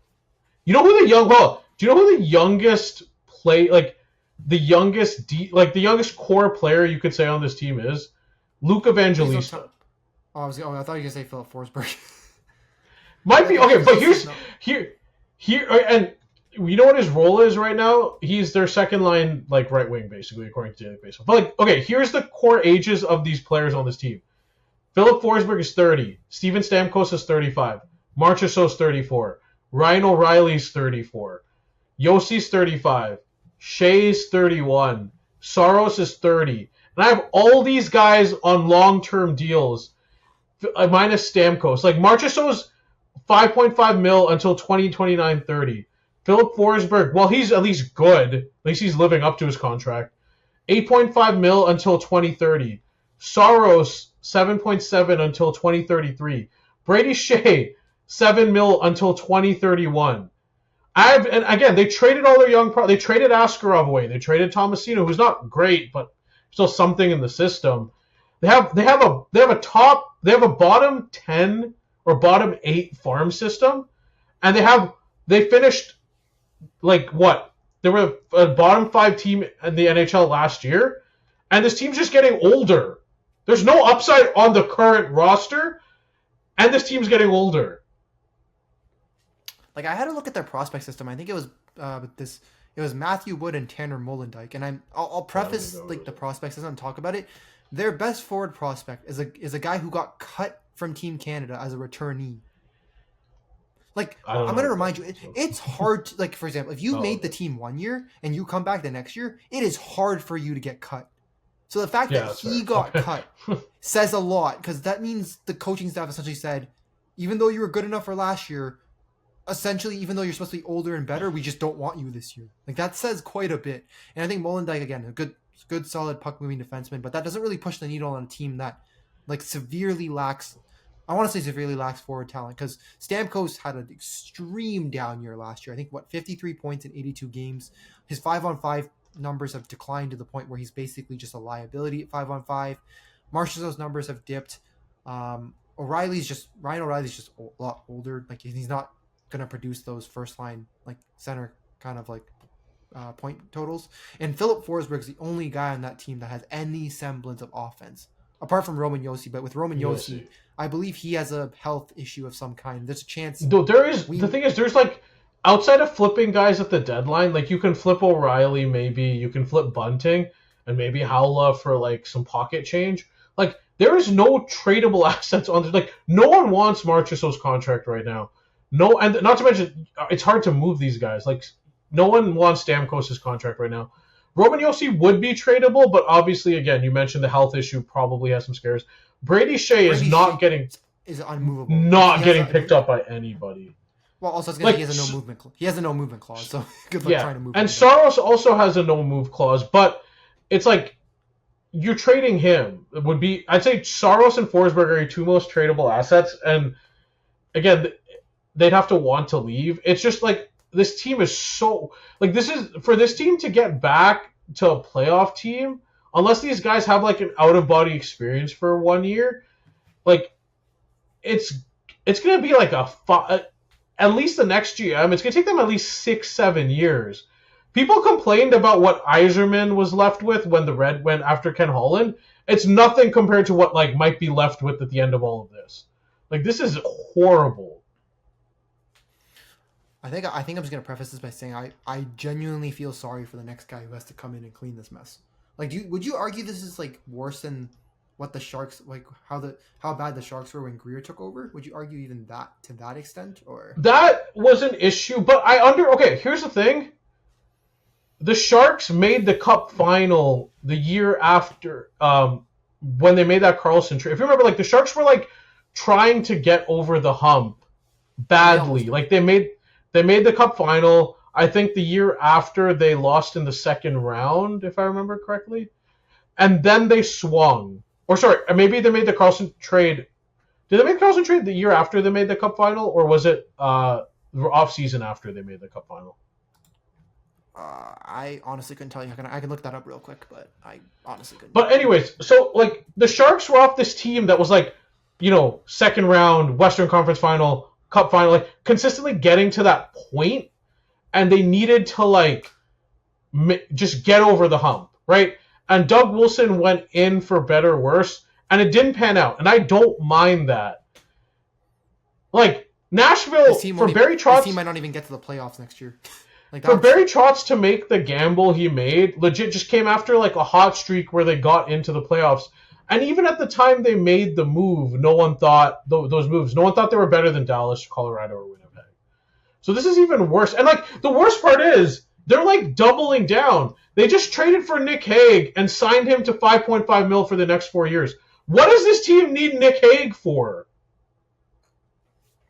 I was going to say, like, I don't think they need bottom, like, I guess, like bottom 4, bottom 6 defensemen at this point. Like this team was bad last year, and they're doing this weird thing where they're not like what you should be trying to do if you're Nashville is okay. Look, we suck. Like this, we tried it, it didn't work. Let's sell off what we can. Let's get some assets. Let's use whatever cap space we have to maybe take back bad contracts for assets, and let's try to do something in that vein, right? Let's do what we can, like Mike Greer did when he got to San Jose. Even if it means taking some retention, even if it means whatever, like let's just accept this didn't work and move on. Barry Trotz has done the opposite. Not only have, like, granted, these guys aren't the most tradable, but, like, not only have they not made any effort to move these guys, really, like, they're taking on guys who don't really elevate the ceiling of this team, and they're signing them. So, what are we doing here? Like, this team hasn't, like, the best players are, like, at all 28 and over. And this team finished with a lot. This team finished bottom 5 worst team last year. There's nobody in the prospect pool, really, that's going to come up to help. So, like what do I have to look forward to as a Preds fan? Like, what am I going to the games for? It's definitely not to see the current guys. It's not to see any young prospects. Like, I'm just going to watch a team with no young prospects and a bunch of old guys get beaten on by the likes of Dallas, Colorado, Winnipeg, St. Louis, and Utah. Like, that's what I have to look forward to next year. I think it's worse, too, because I think in the most recent draft, too, like, they passed on Higgins and I guess went for this Brady Martin guy. I don't know. Like, I think it's worse compounded by the fact that they don't even at least, like, use their whatever little assets they have in the right way. Like, again, I'm a prospects guy, so, like, I'm a firm believer in, like, James Higgins, but the fact he was there on the board and available for them and they didn't take him, and they're desperately going to sorely need a number 1 center, I don't know. Like, unless Brady Martin just, like, proves me right, like, I don't know, I'm not... Again, they can't even manage the good assets they have, is my point. Like, let alone continue to pick up shitty assets. I don't know. It's crazy to me because, okay, look, here's the thing. I didn't agree with the gamble at the time, too, just to go back to all this, but I at least understood it, right? I understood the rationale. Like, it didn't work, and now it's like they're doubling down on a team and a system that just doesn't work with an aging core. Like, so it's like, again, while I did agree that I at least understood the rationale, but now it's like you're just doubling down on something that doesn't work. Why? Also, in a division that, like, who are you gonna, like, realistically pass? Yeah. Like, and it was a real pivot point when they traded Askarov. And I get maybe people will say, you traded Askarov, you can't go back now. But yes, you can. Sunk cost fallacy is a real thing, right? Like, people, and if you're a GM, part of your job is to overlook sunk cost fallacy. Yes, we made a mistake. We probably should have kept Askarov. We should have maybe not extended Saros and maybe traded him.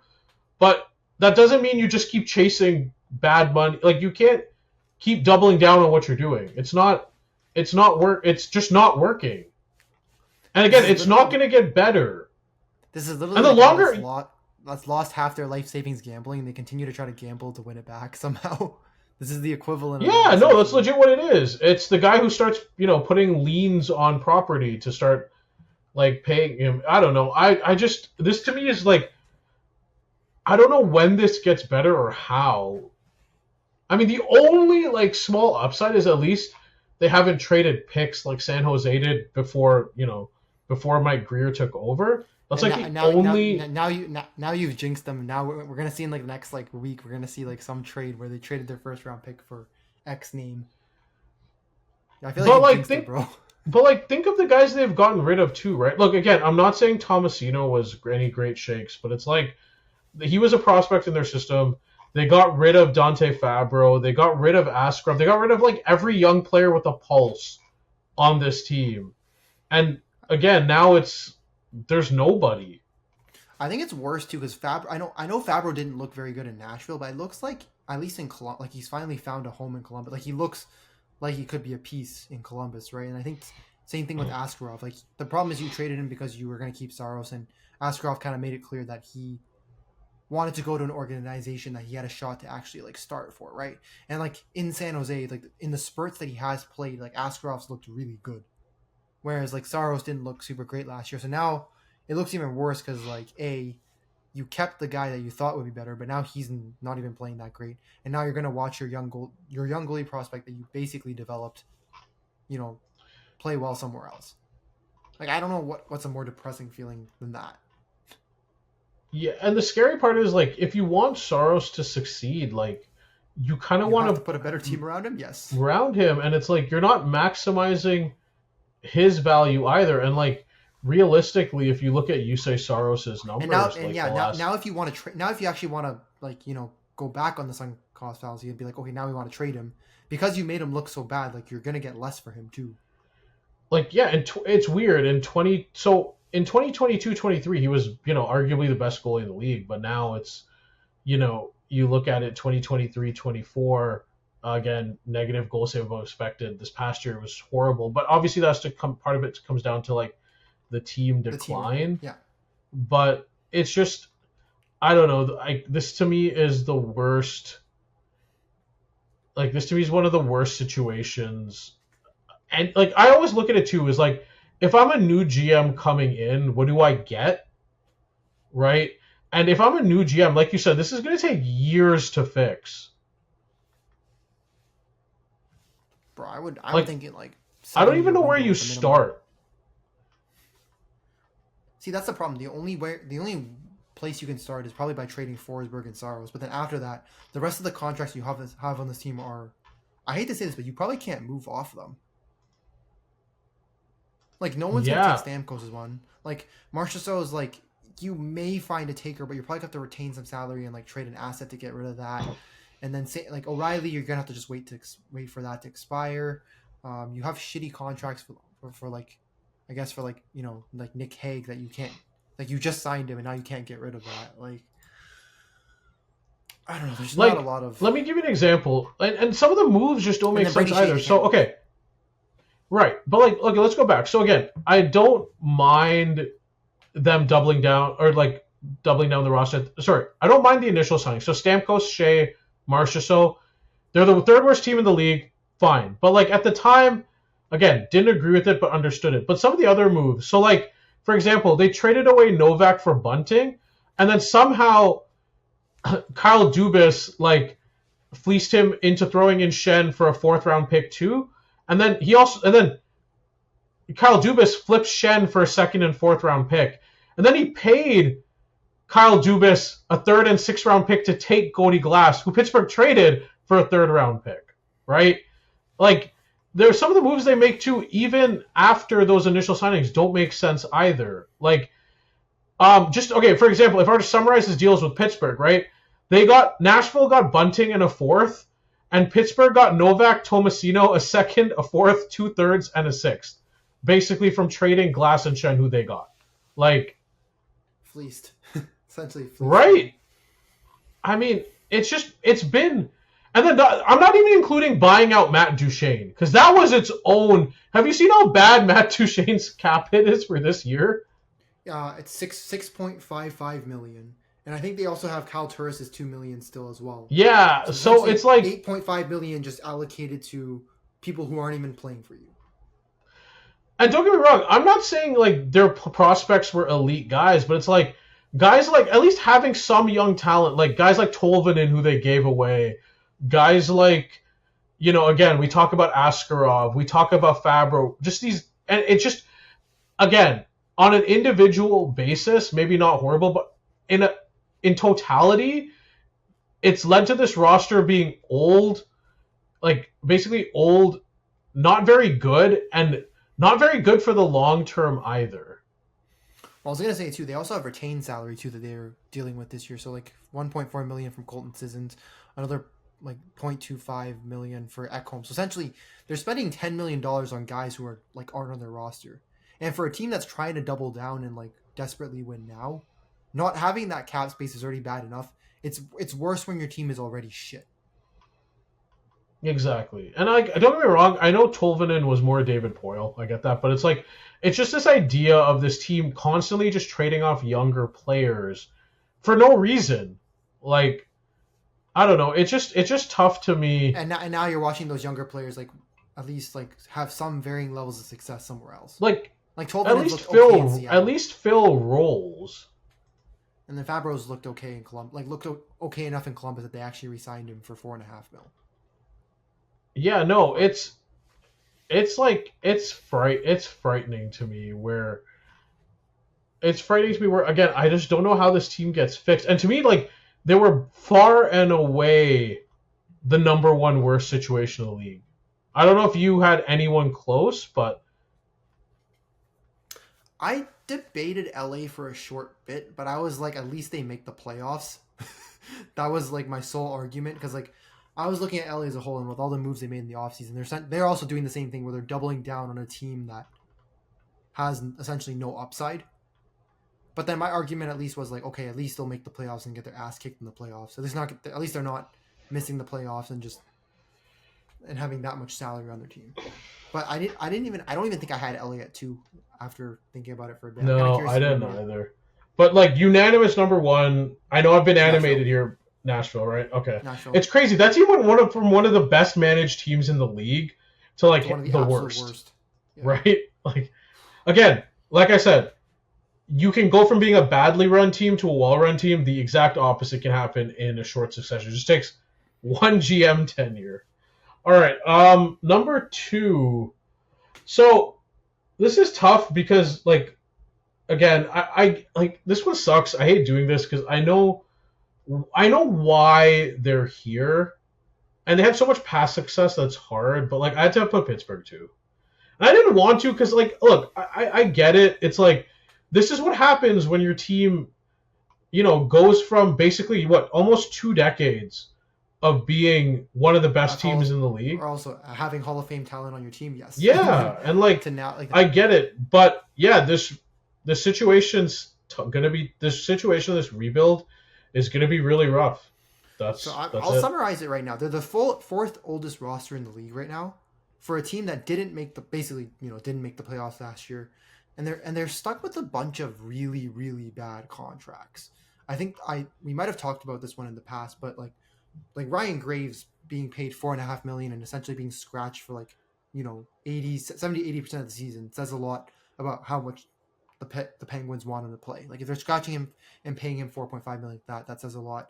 I'd argue like Letang has declined to the point where his contract's just kind of a liability at this point. He's not the same player, and basically you have Carlson, so you can't afford him to play him in power play 1. So Letang's just kind of a glorified puck moving, overpaid ton of defenseman. And I think the big one too is you're paying Tristan Jarry $5.375 for another 3 years. Tough. And he looked absolutely brutal. And it got so bad to the point where they tried Nedeljkovic, it didn't work. And then they had to turn to, I think, was it Joel Blomqvist? And he didn't look great either, but at least I'm not going to say he gave me a sliver of hope, but I at least felt like they had a chance to win some games when he was in net. But the team that's constructed around in Pittsburgh, it's Malkin's declined. I had Malkin in fantasy, so I can speak for this, but he's essentially declined to the point where he's no longer he's not even a second line player anymore. And Crosby's the only guy that still producing at an elite level. And then guys like Rust is kind of inconsistent here and there. And then Raquel had a really good year, but he's probably going to end up being trade bait, right? Because he doesn't fit the timeline of this team. As much as Pittsburgh wants to believe that they can compete, they can't compete. I don't think they believe that, though. Do you? Really? Because I don't think I feel like at the point of keeping Crosby and Malkin is you still think that you have a shot. I think they but so from what I read, Malkin, they're not planning to re-sign him. This is his last year, and then either he retires or he's going back to Russia, or maybe he plays for another team maybe he plays with Washington on a 1-year deal is what I heard. But bro, those Pens fans are gonna feel betrayed when they hear that news. But for the most part, I'll give. So the reason I couldn't have them at 1, obviously, is because Graves is a bad contract, but everyone else is done in 2 years. I think Rust and Raquel are their UFAs. Yeah, so Rust and Raquel are fine. Malkin, Hayes, Mantha, Heinen, Achari. Everybody comes off the books basically next year, and then you have Rust at you have Rust at 5-1, who's whatever, fine. Raquel at 5 million is fine. You can flip if you want to flip Malkin, if you want to flip Einen, if you want to flip like Lizotte at the deadline, you can. I mean, and then yeah, you have Letang for 6.1 for 3 years, but like having one or two bad contracts is fine. The bigger issue is more, again, like you said, this team's older. It's not competitive right now, and they haven't really begun the tanking phase yet. So their prospect pool is basically non-existent. Yeah, they have. And I think in the fall, I think back in February they had the 20th ranked like prospect system in the league, and I think ever since then it's actually, I actually think it's gotten even worse. Yeah. Okay, so it's slightly better now. It's 17th according to. okay, but the idea is basically they're gonna accrue picks, or they're like what it seems like Kyle Dubas is doing is he's basically selling anything that isn't pinned down. He's accruing picks, and again, because we're basically starting from scratch again, this is gonna be a long rebuild right now, and it sucks because again, I don't want to have them this high because Pittsburgh was just it was a really well run team for a long period of time. It's just a couple bad moves here and there recently, and then the age, the natural cycle of a championship team coming to an end. And here I have them at number 2. But it's the opposite of Nashville, where it wasn't like yes, there were some bad moves they made, but this is more a natural cycle versus Nashville, which just felt completely self-inflicted.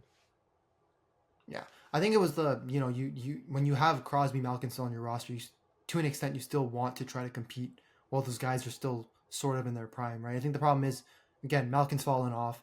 Crosby, you at least have begun to see him slow down a little bit, but I guess even slow down Crosby still, I guess in terms like slow down Crosby still looks. No, Crosby's like a bionicle, man. That like.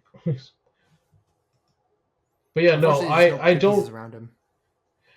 Like I just don't see anything where in the next, it's going to take them 4 or 5 years, I think, to even be a playoff team. Unless, of course, Gary Bettman gifts them the next number 1 overall pick, which, if we've seen the history, it could happen. Right? But Gavin McKenna, you are a Penguin. I'm sorry, I had to do that. If that happens, man, the conspiracy theorists in like the hockey subreddits will be going crazy. But yeah, so overall, there's if the Pittsburgh actually bottoms out and finishes like bottom of the league and gets the pick, is that really conspiracy theory, or is it like if they finish like 20? It'd just be funny that would be the year they get it, right? That would be more what it is. I mean, they could have gotten it I would be funny if they got it the Bedard year. That would have been funny, but yeah. No, but yeah, overall, like this team has it's gonna be a tough mountain to climb back to playoff contention, realistically. I'm with you. All right, number 3. This is where it kind of gets tight. I thought those were like clearly Nashville, then Pittsburgh, then the rest is like a flotsam of teams where I'm just kind of not sure where we're at. My number 3 was really hard. Who did you have? Just kind of curious. So for number 3, I was flip-flopping between Calgary or Seattle. Okay, yeah. And to me, both situations are bad in their own sorts of ways. So Seattle just has a bunch of awful contracts. Like there's Grubauer, and then the Stevenson one, like which everyone said was a bad signing at the time of the signing. Obviously, Calgary has the worst contract in the league. Calgary has the worst contract in the league. I'm assuming you mean Huberdeau, right? Like you're referring to Huberdeau, probably. Yeah. So they have the worst contract in the league in Huberdeau. And the problem with both teams is they have enough like decent players that they can't tank, but the problem is they're not good enough to make the playoffs. And they both have the same issue. They both don't have enough offense. Like they're mirror. Honestly, I don't even know what the order is for both of these, but like yes, they're 3-4 to me. I put Seattle in I put Calgary 3, Seattle 4, but just because at least like Seattle has more top 8 prospects in their system, but it was really close. I think I give the edge to Calgary being number 3 here, just because I think the Kraken's prospects, I lean a little bit more towards the Kraken's prospects than the Flames prospects. So I guess for the Kraken, looking at their prospect system, they do have Berkeley Catton. I think it's basically Berkeley Catton and then I guess like Jake O'Brien. Like I'll take those versus I think Calgary's only real legit prospect to me is Zane Parekh. who's a very dynamic offensive defenseman. So maybe, I mean, hey, if he becomes like a Kale McCarr somehow, maybe. But you know what this team needs badly, man? Like forwards. Like this, Calgary cannot. I think that's why I give Calgary the edges. At least like whereas Seattle has forward prospects in the system, Calgary doesn't really have it. Well, they have two. It's interesting. Like they have Coronado and Zary, but like those guys. Yeah. Well, they have Reshny, who they drafted. I think I don't remember if it's this year or last year, and then they have Cullen Potter, who I will give Calgary credit for this. I do appreciate that if you're drafting towards the end of the first round, like I appreciate you taking a swing on a guy, like taking an all-in swing on a guy at the end of the first round. Because with Potter, he's essentially going to be a very high-end scoring winger or just a complete bust. And I appreciate them realizing at this point, like, hey, we're at the end of the first round. We either get some mid guy that plays in our middle six, or we just take a swing and just hope it works out. And also, the last small guy they drafted worked out pretty well in Johnny Gaudreau. My counter defense versus Calgary, and why so now that I'm thinking about it, I might have Seattle ahead, is I trust Craig Conroy more than I trust Ron better Francis. management. I was going to say better management, right? Like, you trust Conroy over... I'll give them this. Craig Conroy inherited a pretty shitty situation where like he had the Huberter contract. The Kadri deal for a first-line center isn't great, but he's like Kadri would be fine as a second-line center. And like some of the other contracts weren't ideal, but like the Matt Coronado signing was a good move. They have Dustin Wolf, looks like a franchise goalie. I thought was a steal because he's only making $6 point something million. So it's like he's a top 10 pick. So I remember he was a top 10 pick from his draft year. If he becomes that sniper that they think they will, like $6 mil is a steal. It's a bit of a bet, yes, but I do appreciate them taking swings on that. The only hurt is like Rasmus Anderson doesn't seem like he's going to re-sign with them. And he wants to go to Vegas from what I think he only wants to go to Vegas from what I've heard. Yeah, so, of course, but I will say with Calgary, I appreciate the fact that they're willing to take swings on things. Like the Coronado contract, they took a bit of a swing on that. Drafting Cullen Potter. Like they at least try to make high reward moves. Whereas Seattle just goes for only the low reward moves. Like, and the thing with Calgary is, yes, I know Huberto's bad, but the rest of the team, there's not horrible contracts. Like I said, I don't mind, like, the Kevin Ball contract's solid. Like, they had Rasmus Anderson at 4.5 before this, which was pretty good. Like, again, I think Sharon Govich 5.7 is fine. Like, I have no problem with, and a lot of their contracts come up, and they have cap space, right? They're flush with it. Like, I don't have... The issue is right now maybe the long-term prospects aren't there because they don't have a Berkeley Catton or a Jake O'Brien. But I love what Craig Conroy is doing versus I hate what Ron Francis and Jason Botterill have been doing. And I say this, Jason Botterill has only been there a short time, but like still, like I don't understand what those guys are doing. So I might lean to have. The only thing is, again, like at least Seattle has Beniers. They have Vince Dunn, who I'm a big Vince Dunn fan. They have Shane Wright. They traded for Capo Caco, who might end up being something, and they still have Joey Decord. But I don't like anything If you're leaning Calgary, then wouldn't that mean Seattle's in your number 3 then? Yeah, I assume so. Okay, so then, because I don't know, I'm. It's tough. It's like between the two, it's tough, right? Because it's like I trust Conroy more going. I trust Conroy more going forward, but I have to accept that Seattle can have better prospects. Yeah. Well, okay. So again, let's kind of go back to this. So with Calgary, it's I have a great GM running it. I have my franchise goalie. Uyghur's probably one of the most underrated defensemen in the league. But outside of Coronado and maybe Zary, I have no offense on this roster, and I have no offense coming through the system. One of the worst contract, and I also have one of the worst contracts in the league. And with Seattle's case, it's we don't have anything good in any of our. We don't have a good goalie. We don't have. I guess you have Vince Dunn. Seattle has one. Well, no. Joey Decord's good.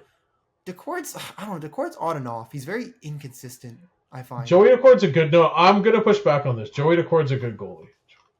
But they don't. Okay, so here's my thing. It's like, again, you give the edge to Wolf over Decord for sure, right? Like the edge goes to Wolf over Decord. I guess the Uyghur Dunn thing, like I do maybe lean Dunn more than Uyghur. I'd probably give the edge. I'll be honest. I'd give the edge to Decord for more like year over like more track record. Okay, I'm and a worse defensive situation. Like I'm more enamored with Wolf in the way he played because I do. Well, yeah, because he's a rookie for sure. But and I think if he's playing that as a rookie, I do think at some point like he'll be much better than Decord. But like if you're talking about like at least track record and what we've seen so far. Decord, I mean, has played more years in the league, right? But and the thing is, like, I like Decord. I like the Vince Dunn, Brandon Montour, Adam Larson, and Riker Evans. Those four. It's just the offense just feels so lost at sea. No pun intended. Like, there's Chandler Stevenson, who again is not Huberto bad, but probably one of the worst contracts in the league. They don't really have any other bad contracts because everyone comes up as UFA, but a lot of this core leaves as like Joe Neberle, Jared McCann, Jaden Schwartz, all within the next year or two. And there's just no, everything they do, there's where Calgary has a clear direction of what they're doing, where, you know, like Conroy comes in, he inherits Huberto, he inherits these contracts, but it's a clear direction towards a rebuild. It's just their defense and Dustin Wolf was so good they couldn't rebuild. Whereas with Seattle, like, every move they make is so confusing. Like, they trade for Gaudreau, who's 32, and another middle six forward. They give up assets for Mason Marchment, who's good, but again, just compounds down with another middle six forward that's already on the roster. Like, they signed Chandler Stevenson last year, who again, surprise, surprise, right, is another middle six forward. And they just keep tripling down on middle six forwards. I don't understand, like, what the point of this roster is or what they're doing. But again, I have to acknowledge that the young talent base is just better than Calgary's right now. So that's why I'd say probably like Calgary would be 3 for me and Seattle would be 4, but it could really flip like either way. So you mean Calgary's like the worst situation? Like, so yeah, right now. I was gonna lean Calgary, but I'm not gonna lie. I just don't like if Ron Francis and Jason Botterill are still in Seattle. As much as there's good young forward talent coming up in Seattle, I don't have much faith in that team, and I do think the management does play a bigger role on the team, maybe than the prospects. So maybe I'm more. That's what I mean. Like, I could flip it either way, but we'll just say like those are our 3-4. Yeah, we'll just say it's 3-4 is some combination of Seattle.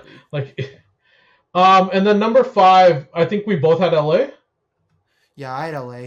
I debated putting the Sabres for a bit just because their management is just so shit to the point that I actually just thought, like, I had the Sabres at 7. I had New York at 6. The Islanders. No, I think the Sabres' young talent is what saved them. Like, the amount of young talent they have is basically what saved them from like being on this list. I just hate Kevin Adams because apparently his asset management is just putrid. Oh, what's this? We have a right-handed defenseman who played a couple good games with us. Looks pretty good. Let's not even qualify him because I don't know why. The only reason the Isles weren't number 5 for me was because they got rid of Lou and put in Matt Darsh. That's like the saving grace. I'll give Matt Darsh credit. Them having Matthew Schaefer, Cole Iserman, like they at least have some prospects that I'm excited. They at least have a clean slate. But before we talk about LA, can we talk about how bad the contracts are on the Islanders side? Pierre Engvall is making $3 million till 2030, and they scratched him multiple times. Let me point out the D pairings here. Ryan Pulock, and I like some of these guys, but Ryan Pulock is making $6.15 million till 2030. He's already 30. Adam Pellich is making $5.75 until 2030. Yeah. He's already 30. Scott Mayfield 3.5 for another 5 years. And he's 32. And like none of these, as good as these guys are, none of them are puck-moving defensemen. They're all defense. So you have 3 defensive defensemen, all 30 and above, who are going to be on contract basically until at least 2029, 2030. And then you also have Pierre Engvall. You have 14, 15 million dedicated to defensive defensemen.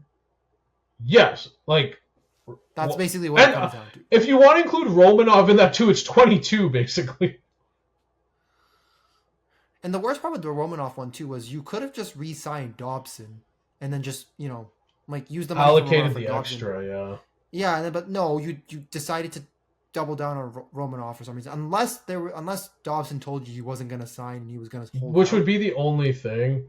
But at least the only thing that those contracts, and again, Engvall is bad. The only saving grace is again, Barzal's a really good forward who even at 9.15 for the next X amount of years, you can get something for. You can get something for Sorokin if you ever chose to move him. There are guys you can get stuff for. There are guys. If you If you try to trade Bo Horvat, you probably could get something for sure.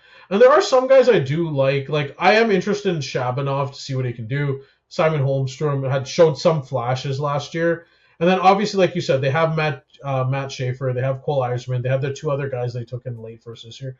Like they're at least just starting their rebuild, which prevents them from top 5. And again, they don't have Lou handing out horrible contracts. I mean, he gave the Nepo baby extension to his kid right before he left, right? He poisoned the well before he left. Yeah. Outside of that, like at least it's a new GM, it's a blank slate, and they're gonna make do with what they have. But to me, they were right there at 6.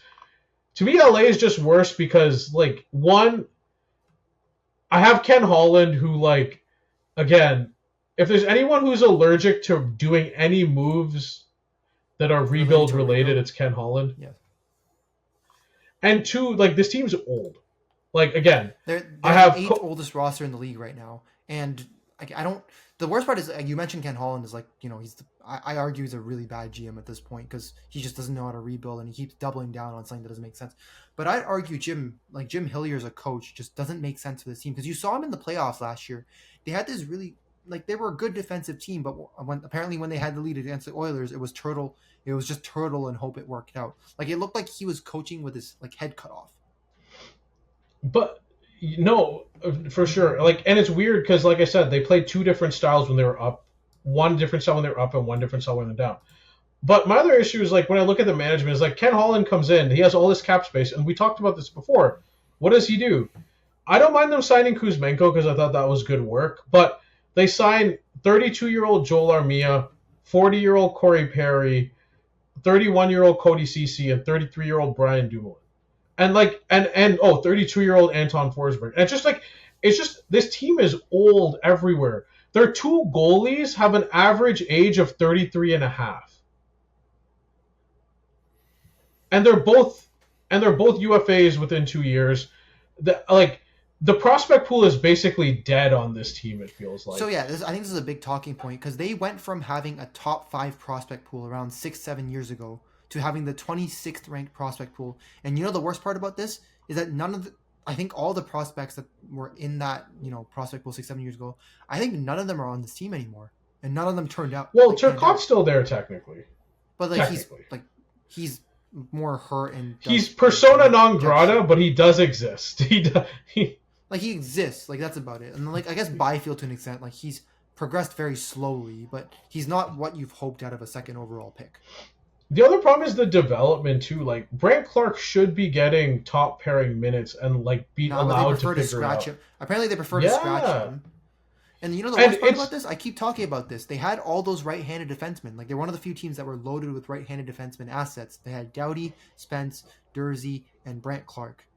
Doughty you weren't going to trade. Fine, you're just going to let him ride out his contract. Makes sense. He's been a stalwart for this franchise.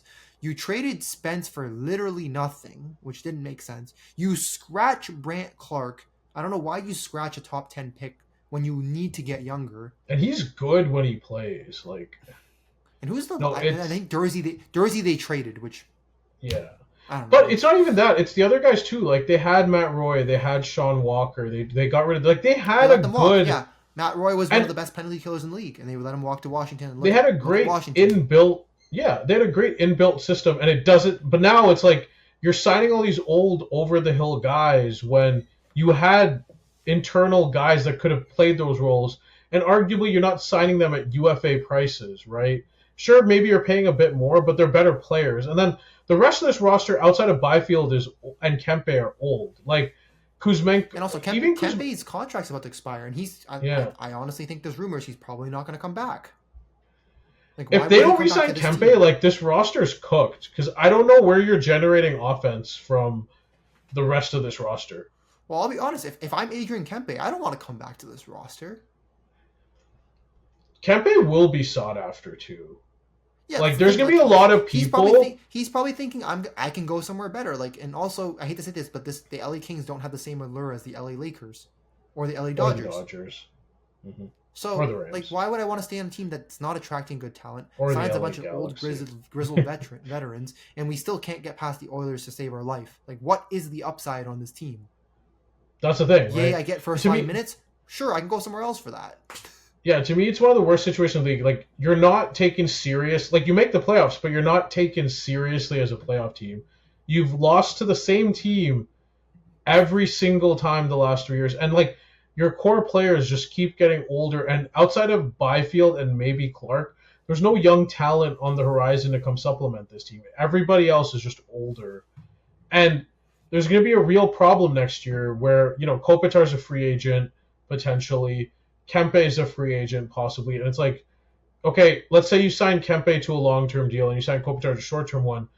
You're now allocating cap space in that direction as well.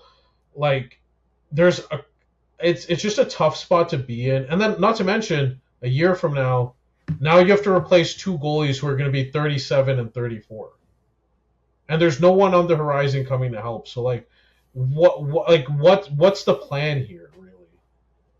It's, again, you're doubling down on a team that can't get out of the first round the last 3 years. Just because they just hired Ken Holland too, he's going to be around for another. They're not rebuilding, and they're going to be stuck to making these same moves. I don't know who the heck in the next offseason they're going to sign, but it's going to be a bunch of 33, 34-year-olds on either some really bad contracts or somehow he's going to give a really bad long-term contract to somebody.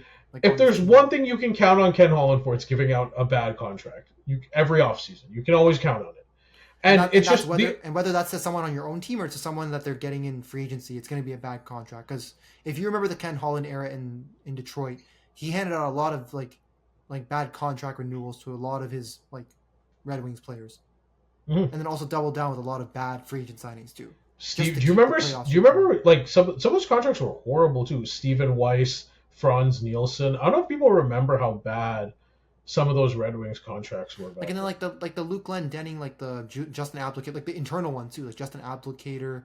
I'm trying to think of all the I think Cronwall was okay, just injuries. No, that was fine. That was injuries, but Franz Nielsen, Steven Weiss, injuries. Theirs were so bad. And the only reason, here's the thing. The only reason I have them lower than the other teams is because they at least make the playoffs consistently. But, do I trust Ken Holland and Jim Hillier as my duo? No. Do I like this roster in terms of that long-term outlook? No. But at least they're a consistent playoff team, which is more than I can say for the other ones. That's it. That's the only reason they're not higher. That's fair.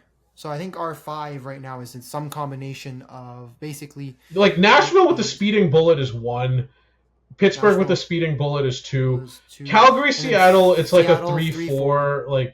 If you value Conroy more, you'll put Seattle ahead. If you value the current prospects more, you'll put Calgary 3, and then 5 is LA. And then for me, like I said, my 6 was, if I had to do an honorable mention, was the Isles. Okay, I had Sabres 6, but again, I gave them. At least I was like, you have talent. Yeah, you at least. Yeah. But yeah, those are to me but those are to me overall. I think what the 5 best in some capacity, 5 worst situations are in the league. Again, just our opinions, just laid out what our thoughts were, trying to assess as much as possible. Again, I do think these are all subject to change. In a year from now, one of these teams could be in the best. Who knows? Somehow, one of these teams could be off one of the lists either way. And another team could replace them. Again, like I said, you look at Pittsburgh, Pittsburgh 10 years ago would have been number 1, right? Nashville 5-6 years ago was a really well-run team. Now they're in the bottom 5. Dallas, again, like I said, during the Tom Hicks era, would have been a bottom 5 team. Florida would have been a bottom 5 team 5 years ago. San Jose would have been a bottom 5 team 6 years ago. So would Montreal to an extent. Utah didn't even exist 5 years ago, technically. So, a lot of things can change. With you. I mean, again, team situations will vary over the course of time, but I think for right now, these are the 5 the 5 best and the 5 worst we have. We could maybe revisit this next year, maybe next year in the offseason. I think it's something we should do every year. Is just and then we revisit and see how much has changed. Yeah, exactly. Do we have the same 3-4 teams on here? Is it a totally drastic list? Also, and is it a trend? Is it constantly the same teams at the bottom versus the top for sure? Yeah, I'm curious to see if we have the same teams here next year. If we do, it might be time to fire whoever's running those damn teams. I already think Barry Trotz should not be GM anymore. For example. I think Ken Holland's gotten maybe like 15, 20 days too many already. Like, some of these guys just get way too... Like, Barry Trotz is an example. You know, you talk about the franchise legends getting, like, the leash being long. I think Sakic's a good example of where it's fine to give him a long leash, because, like, they've at least made moves that have made the team. They've also won a cup. Yes. Cup, and, like, you know, they made the right moves to go in at the right time. Like, again, they got Blackwood. They do make moves to address their needs correctly. However, like, I think Barry Trotz is an example of it going the opposite way, where it's like you're giving him this leash and he is strangling you with it. You're literally just hanging yourself on the ceiling. You're getting tripwired. You're getting tripwire strangled, basically. All right. So now I think that sums up our 5 best, 5 worst outlooks. Now let's go on to Immaculate Grid and let's sign off on this podcast after this because I'm tired. Okay, so I'll share my screen and then we can pick a grid that let me just make sure I have the right one. Immaculate Grid. And we have to do better than the last time because last time was pretty bad. Okay, so this one is not going to work. So let's look for another one that has just the teams. Okay, nope, not this one. What's with all these ones? Okay, there we go. You want to do this one? Okay, let me set a timer and then we can start. I'll yell when we're about to start. Ready, set, go. Okay, does Mark Savard count for the Bruins Jets? Because technically the Jets do count as the Thrashers, right? The Thrashers, yeah. I think it should work. Do you want to go Mark Savard? Yeah, sure. Unless you can think of somebody else. Not off the top of my head. I have a few ones for the other ones. Okay, yeah. So I was thinking for Islanders Jets. Niederreiter's the obvious one. I was going Ray Ferraro because he played for the expansion, I guess, the Thrashers. Did he play for the Isles? Yeah, I think he did. Sure, whatever, sure. Ray Ferraro, okay. I hope he... I swear he did. No, okay, cool. Okay. All right. A little bit high, but it could be worse, I suppose. Let me think. Simon Gagne for Flyers Bruins? Yeah. He had that really short stint. No, he had that really short stint with the Bruins at the end. Like, it was like 15, 20 games, I think. Okay. His last year. I'm going to go for it. Yeah, you're right. Yeah. Boom. Okay. Hey, look, I'm not useless. Okay. Okpozo's the obvious one for this one. Like, Okpozo's the obvious one for that one. But, Molson never played for the Sabres, did he? Oh, Vanek. No, he did. He did. I think he did. Matt Molson definitely played for the Sabres. Oh, Vanek. For Sabres Islanders? Yeah, I think so. That one works too. Which one do you want to go with, Molson or Vanek? Which one do you think would be? I'll go Vanek. Okay. But could be a very high. Oh, okay. Oh, okay. That's not bad. Sabres Blues. There's Eric Johnson never played for those Sabres. Well, I was gonna say Sabres Islanders. You could have gone Pat LaFontaine too, but that's more of a classic. Okay. All right. Okay. Flyers Blues is Chris Pronger, but I don't know if that's too obvious. Bruins Sabres. Drew Stafford? Did Drew Stafford play for the Bruins? I think he did, right? I think so. I'll trust you on this one. I'm not 100% though, for the record. Okay. Okay, so sweet. All right. Okay. So Flyers and Islanders. They've definitely had a goalie they've shared, right? No. It's not Czech Manic. I'm sorry, I was thinking Czech Manic for some reason. Grice, no. Varlamov, no. Mason, no. Can you think of Flyers Blue? Did Chris Mason play for the Flyers? Because I know he played for the Blues. I don't know. Oh, wait, did Chris Mason play for the Jets? Yeah, he did play for the Jets, I think. Okay, so Jets, Blues. And he played for the Thrashers. Mason, right? Wait, did Chris Mason play for the Blues? I don't know, actually. How much time do we have left? We have 2 minutes left. Okay, so we got 4 spots left. We can spend some time. I mean, the Blues. The Blues. That's Pronger is the obvious one, but we can't pick that. I'm trying to think who's on the Flyers that I remember. Like, I'm just trying to think because Hartnell, no. Mike Richards, no. Jeff Carter, no. Mikhail Renberg, no. Braden Shen's the other obvious one, I think. Yeah, okay, let's just do that. You want to go Braden Shen, really? over Pronger? Yeah, over. Okay, fair enough. Probably Braden Chen's probably the most obvious one. Yeah, okay. That's fine. Fair enough. That's fine. Sabres. Flyers, Islanders. Flyers, Islanders is messing with me. Because, yeah, like, my first one would be Marius Cherkovsky, but I don't know if he played for the Flyers. Okay, we have a minute left, so we should speed up. We have, not for, no, I don't know if Cherkovsky played for, Kenny, no, not Kenny Janssen. Oh, I have one for this one. Mark Streit. Oh, yeah, okay. This might be a bit of an 8%. Okay. Do you want to just try Chris? Do you want to just try like who Sabres Blues? Who do you? Sabres Blues. Okay, how much time do we have left? We have 30. I'm gonna just say Chris Mason, man. I'm like for the Jets and Blues. Yeah, Chris Mason. Just put him in there. Whatever. Okay, fine. Sabres Blues. Sabres Blues. Has that been Roman Turek? No. Osgood? No. Brian Miller? Oh yeah, Miller. Well, Miller gets it done, but it's probably going to drain like our rarity score. But do you have anyone else before we do it? No. Yeah. Ryan Miller. Okay, then. Okay. Let's see. Oh, that's not okay. That's pretty good. That's pretty good. Oh, there we go. We got it. Sweet. We did it. All right. All right. Okay. For those who want to see, we have our average score is 6.0. Is that okay? I don't know how I don't know how that how's that grade? I don't quite understand. I don't understand how the grading system works because I was too lazy to look it up. But well, the good news is I don't think we scored anybody over 20%, which is pretty good, and we actually finished the grid on time. I will say this poll from you and this poll from me were pretty good. I think. Yeah. And using the Thrashers was kind of a cheat code for the. Yeah, because we used Ray Ferraro, Chris Mason, and Mark Savard. Well, we could have gone Andrew Ladd for this one, right? Andrew Ladd for Jets Islanders. We could have maybe gone for. I'm trying to think Jets Blues who would have.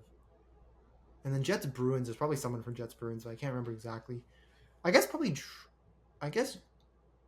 Did Drew Stafford ever play with the Thrashers? Yeah, he did play for the Jets. So I guess he could have gone there too, technically, I guess. Yeah.